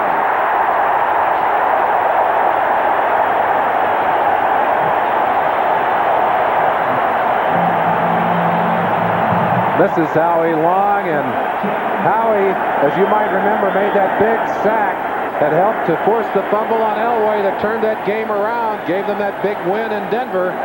Sean Jones leaves the ball game, goes in for x-rays. Howie moves to his position and already has come up with a big play. Watch him driving inside of Millard, over the top of Blair Bush, jerked the jersey down, and they sacked him to the ground with the help of Piquel. And Dave Fincher is kicking. It's fourth down and 19. Line drive, Charlie. Fulton Walker gives ground at the 34-yard line, back to the 40, looks for a block, to the 50, and is bucked out of bounds at the 50-yard line by Keith Butler. 50 yards of the punt, a 16-yard return. We'll be back. And Ross, who came down and hit the turf, he said he's okay, and we'll be back in the ball game. Which ball game? I don't know. It's hard to remember which team after so many football seasons. Marcus Allen from the 50-yard line, and he'll have 4 yards to the 46-yard line. On the Raiders sideline, Tom Flores standing next to Larry Keenan, who will signal in the plays. Quarterback coach, there you see him making his signal. Now, he is signaling out to Mark Wilson and actually signaling a number, which corresponds to a wristband worn by Mark Wilson. On the other side, the Seahawks signal a play. They just signal out the number. There's the wristband. Second and 6, and here's Marcus again. First down. 34-yard line. You might be tempted to say, let's just do that one again. It worked very well. Marcus continues to add up the yardage, and as he did last week against the Broncos, is playing much stronger here in the second half. Now, when I see a wristband, I always think of Tom Matte, and you played in that ball game when he first wore the wristband. Is that right? Charlie, you always remind me of that. Yes. Right here in the Coliseum, Matte's famous wristband. And as we watch Marcus Allen in a replay of that play, he came in here to replace 2 injured quarterbacks, called the plays off the wristband, and beat us on this field. Marcus to the 30-yard line, gain of 4, second down and 6. Michael Jackson with the tackle. Charlie, even though we haven't seen the emotional explosions in this game, the physical nature of this game is taking its toll. Jeff Bryant, that's Tom Catlin, who signals in the defenses, calls the signals. He's the defensive coordinator. Jeff Bryant just out of the game. There you see it going in. He'll call alignment, coverage, and he'll call also any blitzes or stunts he wants from the sideline. Second down and 6 at the Seattle 30-yard line. Raiders out in front 6-3. There's not been a touchdown. Frank Hawkins gets the call. 4 yards to the 26. It'll be third down and a couple. Joe Nash with the tackle. And they're within field goal range. And I mention this because it's third down and 2. Nash, of course, in the Pro Bowl last year as a nose tackle, has had a good season, but and is sacking the quarterback well. Had a period in the middle of the year when he was having trouble getting off the blocks, and they backed him off the ball a little bit. Today, he's working against Don Mospar, a very fine center, and the Raiders feel that Mospar has solved their problems in the middle of that line. 9.5 minutes to go in the game, and Mark Wilson does not like what he sees. He's got a timeout. The Raiders have the lead, and we'll be back in a moment. Downtown Los Angeles, there are 4 seasons in Southern California: early summer, summer, late summer, and next summer. Temperature in the 70s at kickoff, and Frank Hawkins gets the call. It was third down and 2, and does not look as if he picked it up. Randy Edwards was there to greet him for the Seahawks, so it'll be fourth down, and still 2 to go. And night is descending here at the Coliseum. Chris Barr onto the field to try a field goal here. This is going to be out. Go ahead, Charlie. Holder, Mark Wilson. Fake? Possibility? Always a possibility with the quarterback holding, but Chris Barr, watching him in practice, this is comfortably in his range. He wants to kick longer field goals, as a matter of fact. I don't think it's a fake there. 43 yards.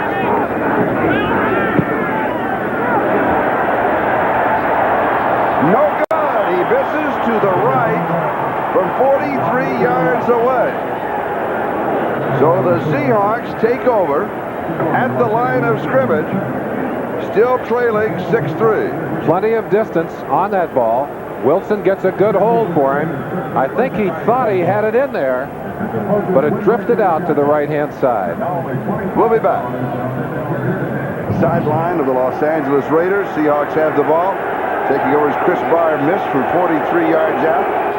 Missing to the right side.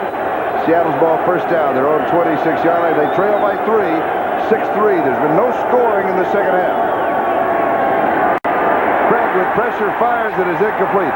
He was throwing behind his tight end, Dan Ross, but he had to get rid of the ball. Good pressure from the inside.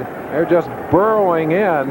Howie Long is working on the nose again, right over the center. He's driving Blair Bush back, but watch David Hughes just come in there and bury his shoulder in Howie's stomach to keep him off.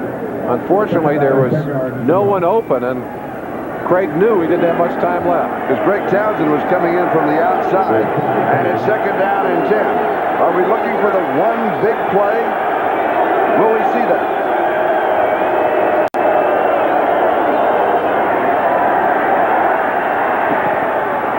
Incomplete at the 31-yard line. Ross, the tight end, the intended receiver, and Stacy Turan was the man taking away. Double coverage on the wide receivers. Had to come back over the middle. Double coverage, also a line stunt inside. Watch Piquel try and stunt inside to make room for Howie Long coming around the backside. Return to play loose.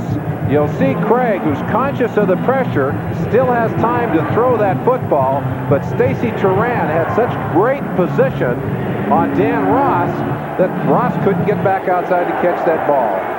The Seahawks, third down and 10 now with 4 wide receivers. Scansey and Walker check in to join Largent and Turner. buys a little time. The pass is incomplete, going to Byron Walker.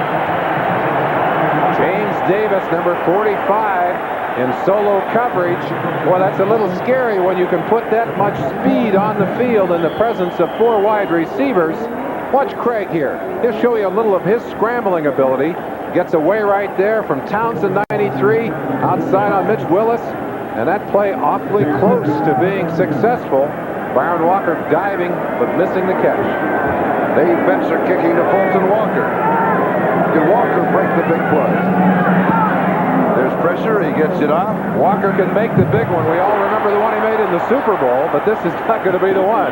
He has 11 yards on the return. There's a flag down. Greg Gaines was there for the Seattle Seahawks. A 33-yard kick with a 10-yard return. There's a marker on the field. Fulton Walker, by the way, working on the... Number 57 was ineligible, and he was downfield illegally on the kick. Penalty refused.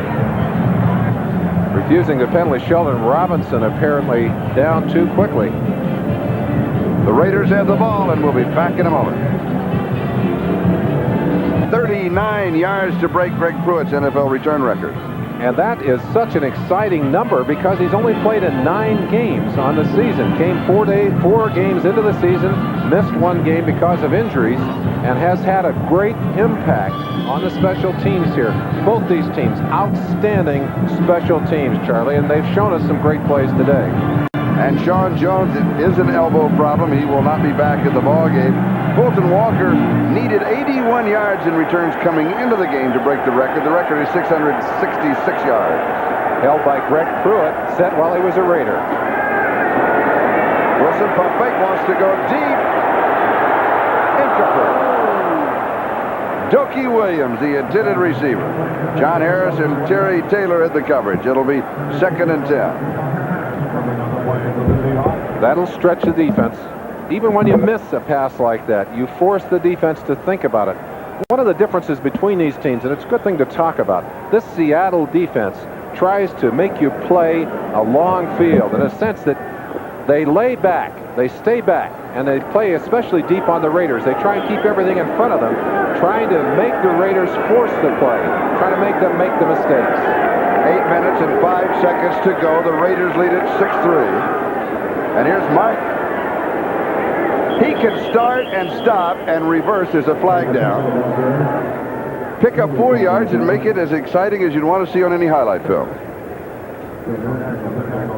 Well, that is not exciting. No. A holding call on the running play, and of course that will march 10 yards off against the offensive team. Holding 79 offense, 10-yard penalty. Bruce Davis. Play the 2nd down. He was saying, I can't believe I did that.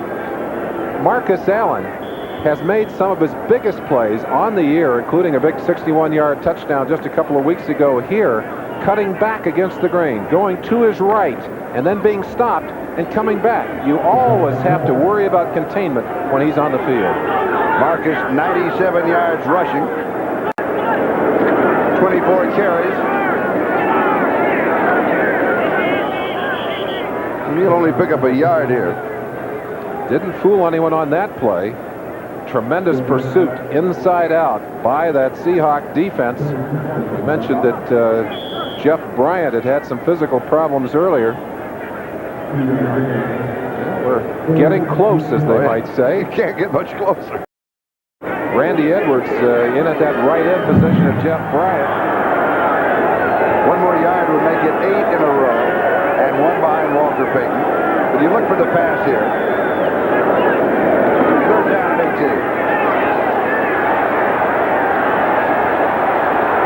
Great catch! Unbelievable! And a tremendous throw by Mark Wilson. 48 yards. And you almost want to applaud the defense also on the play. He hangs that football so high, and Terry Taylor just misjudged that football. But the thing that's amazing about the catch, as you watch Mark Wilson throw that rainbow, is that when it comes through the hands of a defensive back, it is so hard to keep your concentration. Dokie Williams, that catch over the top, over his head. I don't think there's a tougher catch to make in football. The big play that we've been looking for, the big play of the ball game offensively. They've got to convert, though. They've got to get the points. They've been here before and haven't. First down, goal to go. Is it there? Yes. Marcus Allen, touchdown.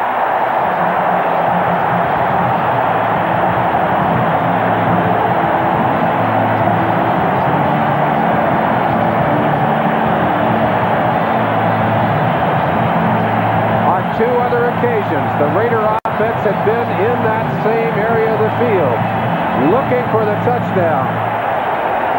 Marcus picked a good time to leap over the top of that and go past O.J. Simpson and Earl Campbell with his 8th consecutive 100-yard game. Chris Barr with the extra point.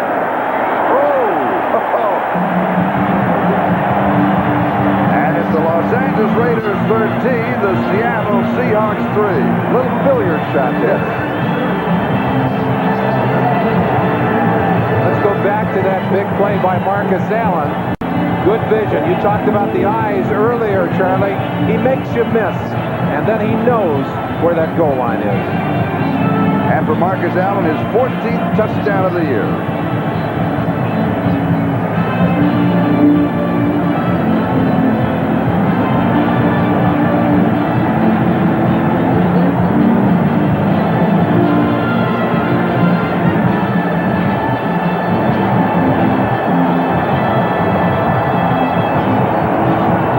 Over there by Bruce Davis and Charlie Hanna.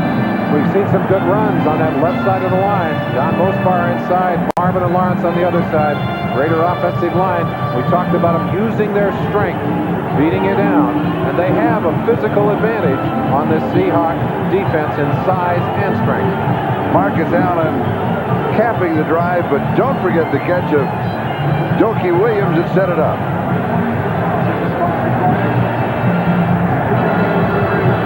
13-3, Seahawks are down by 10 points with 6:09 left to go. First touchdown of the ballgame. Scansey and Morris are deep. And Scansey from the 5-yard line. Whoa. And he returns to the 24. There's a fumble. The Seahawks say they have it. Ball bounced out as Scansey hit the ground. Boy, he came down on a stack. Sheldon Robinson, number 57, or excuse me, Jerry Robinson, number 57. We have a Sheldon Robinson, 57 on the other side. He's the man that took the legs out right at the last second. He was a starting linebacker, an all-pro with the Philadelphia Eagles. He came in here. They've expected him to get into that lineup. He's playing well enough that eventually he may unseat Reggie McKenzie and get in there. First down for the Hawks at their own 24-yard line. Trailing by 10. Going deep. Oh! Darrell Turner, the intended receiver, and Mike Hayes was there for the defense, right on the fingertips. A great pass by Craig. We've seen two beautiful long passes. The difference here is that at the last second, you'll see Mike Haynes reach in and grab the arm. You see him grab that arm and jerk that arm down, leaving Turner. I think if Turner had kept that ball in his hands, he would have been able to control it. But Haynes just reached in and stripped the hand out. No way to hang on to the football. Turner does not have a reception, but he is celebrating his 24th birthday. 2nd and 10.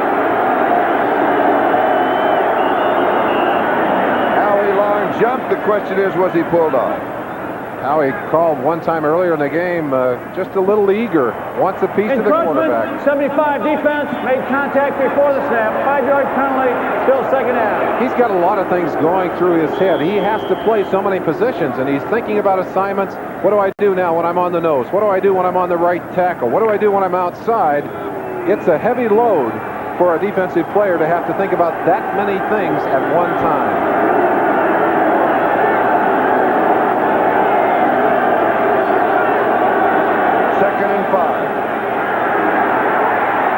Largent, incomplete. Less Lester Hayes is complaining that Largent pushed off of him. Largent coming back across. I think the ball got there too quick. I don't think Largent was ready to pick it up. I think Lester's saying to the official, hey, you called it 3 times on us. Call one on Largent. He wants a call for a bump. Let's see if Largent, you bet he did. Yes, he did. Used his shoulder. Now, that's exactly the kind of thing that was done earlier by the Raiders, and they got ticketed for it. Lester sometimes is his own enemy in that situation because he's a little bit verbal, and he'll tend to over-exaggerate that. I think that would have been a legitimate offensive interference call. 5:48 left to go in the game. 3rd down and 5. Pass is complete. 1st down, Seattle, as Eric Lane goes to the 41-yard line. A gain of 12, but more important for the Seahawks, a 1st down as they trail by 10. 13-3, Rod Martin makes the tackle. 5.5 minutes to go and counting. And again, the significance of this ball game. The Raiders out in front. If they win the West. If they win next week against the Rams, they have home field advantage all the way through. If Seattle comes from behind, then they've got to beat Denver next week and hope that the Rams can beat the Raiders. It is a now or never kind of time for these Seahawks, and they are playing with desperation. Craig, on that last play, a sidearm pass. Now, you watch him. When he gets in trouble, he'll drop that arm down. Oh, Rams powering St. Louis. That last pass is Dan Ross. 1st down. Raider 47-yard line.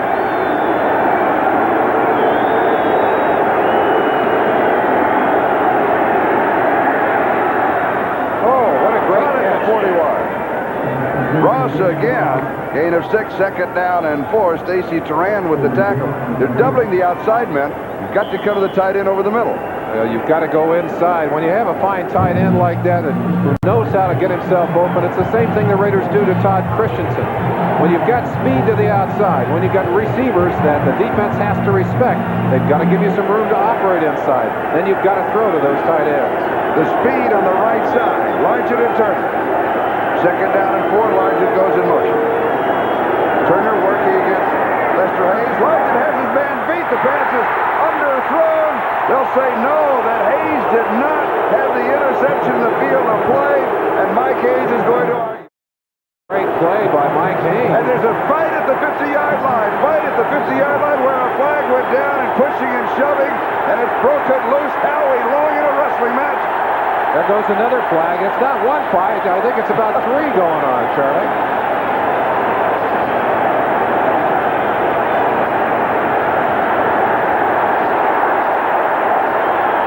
Another one. They're going to run out of flags. Well, the concern here is not letting this game get out of hand. And if Jeff Barnes may have been ejected, the officials will tell us, but that was the move that the official is giving us.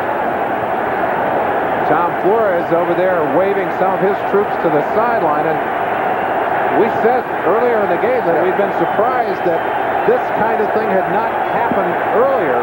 We didn't expect it all at one time. Chuck saying, just settle down.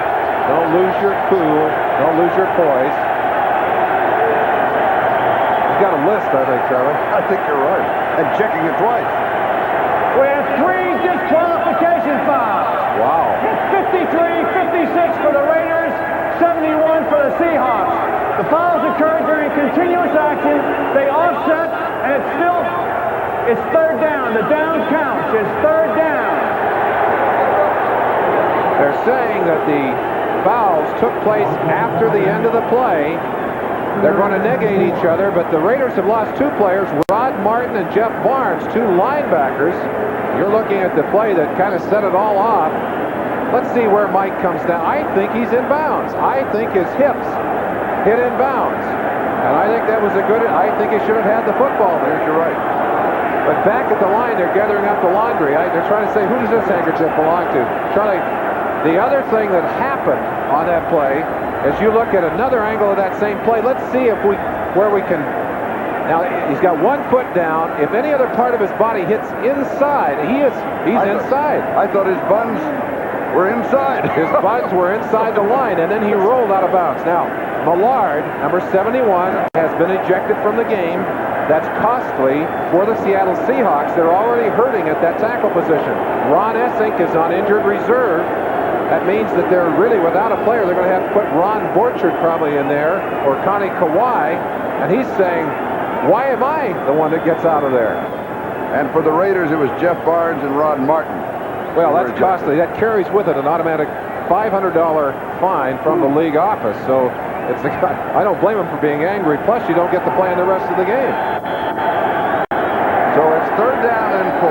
Back at the 41-yard line. Time remaining. 3:54. Raiders lead by 10. 13-3. And it is John Borchard replacing Millard at left tackle.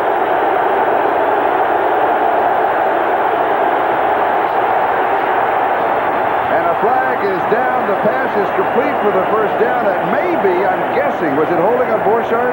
He just came in. Everybody nods in. You know who they're going to put over there to test him. They put Howie Long over there, and we've seen a lot of experienced and first-line players who haven't been able to control him. 76, 10-yard penalty, still 3rd down. Well, the new man in town. Hell, they just put Howie over there on him and said, hey, let's find out if this guy can block. Borchard, who had his problems in that Monday night game not too long ago against San Francisco. Left-hand side of your screen. We'll perhaps see him coming in. He's out there somewhere. The reason we don't see him is there he is. There's he held it so long he couldn't get to the picture. Got a hammer lock on him. 3rd down and 14.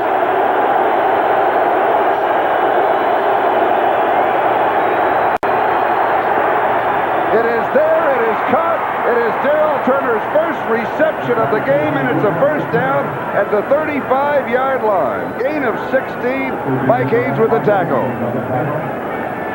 Got a chance to look down and watch some of the action again. They've got Borchard again trying to hold his man out of there, and he gets him pushed across.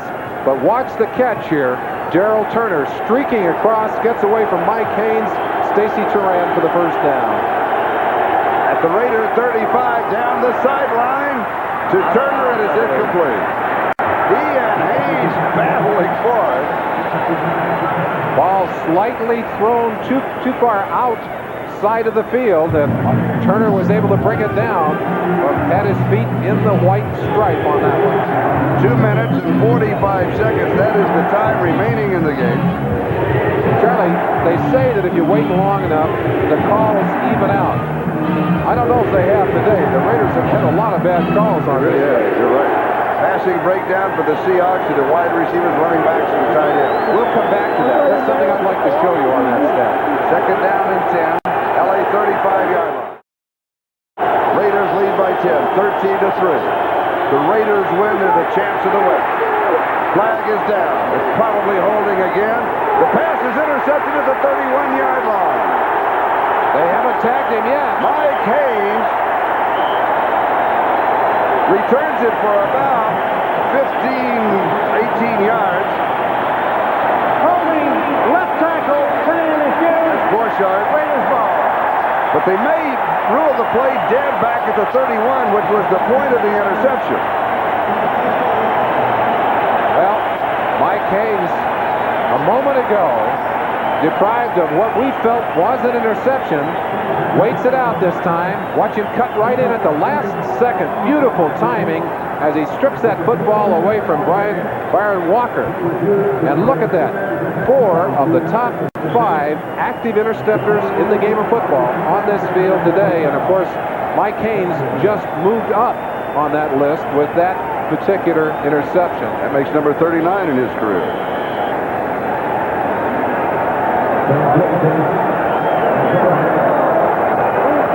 So the Raiders have the ball at their own 31-yard line, first down with 2:32 left to go.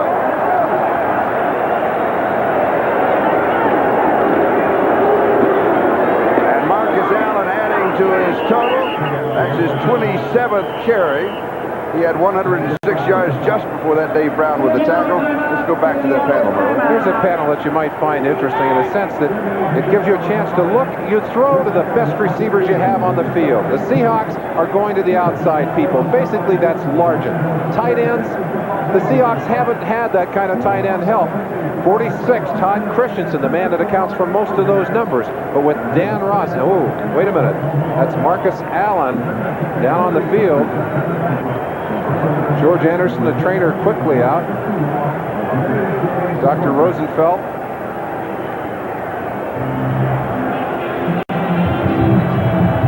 The one thing you can't afford to lose is your big play people, your game breakers.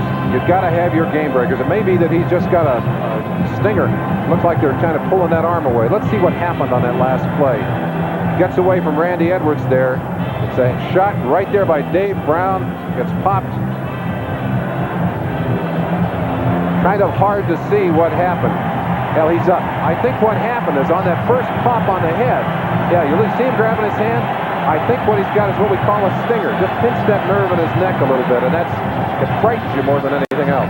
Does it feel like when you hit your crazy bone? It does. The hands, fingers go numb, and what scares you is if you do it often enough, that numbness may stay for several days. That's what David Hughes had for the Seattle Seahawks, and it kept him out for a number of weeks. He's just now back into the roster the last 2 weeks. Mark the ball at the 34-yard line, second down and 7. 2 minutes and 25 seconds, that is the time remaining. Kenny King replacing Marcus Allen. Hawkins, the ball carrier. Seattle will stop the clock. What they're doing now, they're stopping the clock prior to the 2-minute mark. They use the 2-minute mark, hopefully, as the last time to stop the clock before fourth down. And that means that the Raiders would then be kicking, and they would at least have control of the offense, and they can control the clock when they're on offense. Absolutely true. The other thing they're thinking about doing is trying to strip that football, trying to knock it away, and they've gotten several on the day. Charlie, when you look at these two teams, we talked about the similarities, the strong defenses, and both of these defenses have played outstanding games in this game today. Both special teams have come up with big plays. The two quarterbacks have been factors. They have made some positive plays, and they have not thrown interceptions. The difference in the game today, Marcus Allen. He and Kurt Warner, if you look at their numbers comparatively, it's Allen that has swung the pendulum onto the side of the Raiders. And the big play in the touchdown drive, the pass to Dokie Williams for Mark Wilson. Today's telecast presented by authority of the National Football League, intended for the private use of our audience. Any rebroadcast or other use of this telecast without the express written consent of the Los Angeles Raiders and the National Football League is prohibited. You're right. Throughout the game, it has been Marcus Allen. No question about it. 13-3. The margin is 10 points, and the time 2:19. Time remaining. Dokie Williams comes in motion. Here is Hawkins, first down. And they'll take him out of bounds at the 50-yard line, and that'll stop the clock. John Harris rides him out of bounds after a gain of 15 yards on the play. Clock stopped now at 2:11. There's a man hoping he'll get another opportunity to do something with his talent. Craig has not had a spectacular day, but he has not hurt the Seahawks as he has in some of their ball games this year.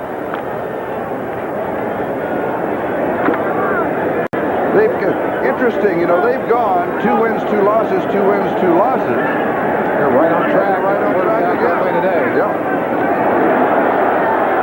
And Frank Hawkins staying in bounds, flag down on the play. Charlie, as erratic as Craig has been in his quarterbacking for Seattle, Mark Wilson has really taken a lot of heat here in Los Angeles. But one thing he's done over the last 3 weeks in particular, and I think improved on it today, is play well in the second half. An offense holding, be a 10-yard penalty enforcement from the spot of the foul. Look at the numbers for Mark Wilson in the second half of the last 3 games. Yes. You know, we talked about that earlier, the inconsistency, but then consistency within a game. Whereas Craig has had good games and bad games. Craig's had a pretty good ball game here. Wilson, though, had the big play of the second half. He certainly did to set up that run by Marcus. But the other thing you got to like about Mark Wilson is, in spite of his problems, he threw a lot of interceptions last week and made some bad choices. Look at their record. Look at the record. 2-12 since 1982 in the final 4 games of the season. That is the record for the Raiders. 2-minute mark. We'll be back in a moment. Is that Mike Davis in the white shirt talking Mike to Davis, right in the middle of that. Mike Haynes and the man in the, well, you see his head coming down in there occasionally. There he is with his head turned. That's the usual strong safety. There's his face. Mike Davis, who's had such a successful career here. Up until the latter part of this season, it was unusual to see anything but that standard starting alignment for that Raider defense. And they have been so rugged in playing week in and week out. But they lost McElroy with a hamstring problem. Davis has gone out with an injury problem, and they say he is ready to come back. Probably will be activated next week, or at least in time for the playoffs. 2 minutes to go, first down, and 20 yards to go at the 40. Frank Hawkins gets the call. The Seahawks have one timeout remaining, and they'll take it right here. The ball at the 42-yard line, so it'll be second down and 18. And we'll take a timeout. We'll be back in just a moment. Come back. Frank Hawkins, the ball carrier, as we come back to the live action. From the 43 to the 49-yard line, gain of 6. It'll be third down and 11. The two running backs, you see the difference in their performance today. Part of that in opportunity, but certainly the major amount of that in performance. And Allen, as we said, has really been the difference, in particular, in the second half of this game. And Kurt Warner has really been stopped in the last 4 ball games. Total rushing offense in the last 4 combined 175 yards. Not an impressive stat, Charlie. No. And maybe a reflection of the offensive line. Frank Hawkins, the ball carrier, and he will move to the Seattle 48-yard line, and it'll be fourth down, and Ray Guy will come in to kick. But you cannot forget the comeback of Kurt Warner last year with that terrible knee injury that he had in the first game in the Kingdome against Cleveland, and the rehabilitation just to be back and playing is quite an accomplishment. The other thing he said to me, and I know he's right about this, he said, I worked so hard to come back. He said, I didn't take any time off. From the time of the operation until now, there hasn't been any break. And he said, I think my body just finally got tired, he said, I'm starting to get a little bit of a second wind, but that is a tough call. Maybe after a season's rest, an off-season's rest, he can come back and play as he did in his rookie season. And Ray Guy takes a timeout. I thought they were just going to let the 30-second clock run down. The executive producer of NBC Sports is Michael Weissman. The coordinating producer of football is Ted Nathanson. Today's game being produced by Larry Cirillo and directed by Ted Nathanson. NFL 85 produced by John J. Filippelli. Sorry there, Flip. NFL 85 directed by Bucky Gunts. And these are the people that make the rest of it all possible. By the way, for the viewers in Denver, there's still a chance for a wild card. But here's what has to happen. Denver now has to beat Seattle next week, and the loser Monday night between Miami and New England has to lose the following week, then they'd be the wild card. Not an impossible scenario. Not at all. Not at all. But it's not what the Denver Bronco fans wanted to see happen. They wanted to see the Raiders lose today, and then they wanted to beat Seattle next weekend. Ray Guy going for the corner. Scansey takes it at the 8-yard line. He's back to the 15. And returns to about the 19-yard line. 39 yards on the kick, an 11-yard return. And Seattle, trailing by 10, will have one final fling. Charlie, one thing, and it's probably worth talking about here. One of the differences between these two organizations, as we look at Marcus's stats in the last 8 games, wow, 4.9 average, expectations. Talking to Al Davis, you're aware that his team is always being told and being reminded that winning is expected here. The desperation pass hanging out. Mike Haynes said it well. He came here from New England. He said, we won a big game just after I got here. I went into the locker room, and he said, everybody was just sitting there, and I thought we should celebrate. And everybody said, hey, we celebrate when we get to the Super Bowl. And here are the games remaining. New England and Miami playing on Monday night. Seattle, that's Denver at Seattle, I believe, on Friday night. Cleveland at the Jets, Cincinnati at New England, Buffalo at Miami, and the Raiders at the Rams. That's a week from Monday night. Christmas season is upon us. And it's time for the letters to Santa Claus, and I have one I've just got to work in. It's from Chris. It said, for Christmas, please send me a handgun, a machine gun, a shotgun, a bazooka, revolver, a tank, a missile, and a flamethrower. I'm planning a surprise attack on my brother Charlie. Is that your brother right again, Charlie? I think There'll be no surprise attacks here. no surprise attack. I think the Seattle defense would have liked to have had a few of those weapons to hopefully have shut down Marcus Allen a little better than they did today.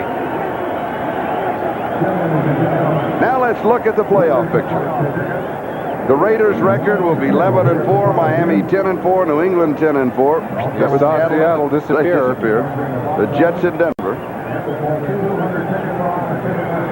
Of course, all of that to be clarified now as And those don't forget- teams match up next week. And in addition, the winner in the Central Division.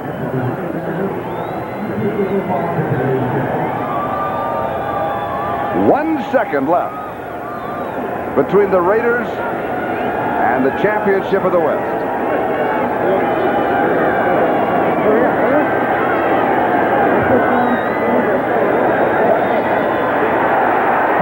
Lester Hayes, he's run out the clock. And runs out of bounds. And the crowd of 80,000 here in the Coliseum joining the celebration, led now by Lester Hayes. The final, the Los Angeles Raiders 13, the Seattle Seahawks 3. And stay tuned to NFL 85 right after these messages.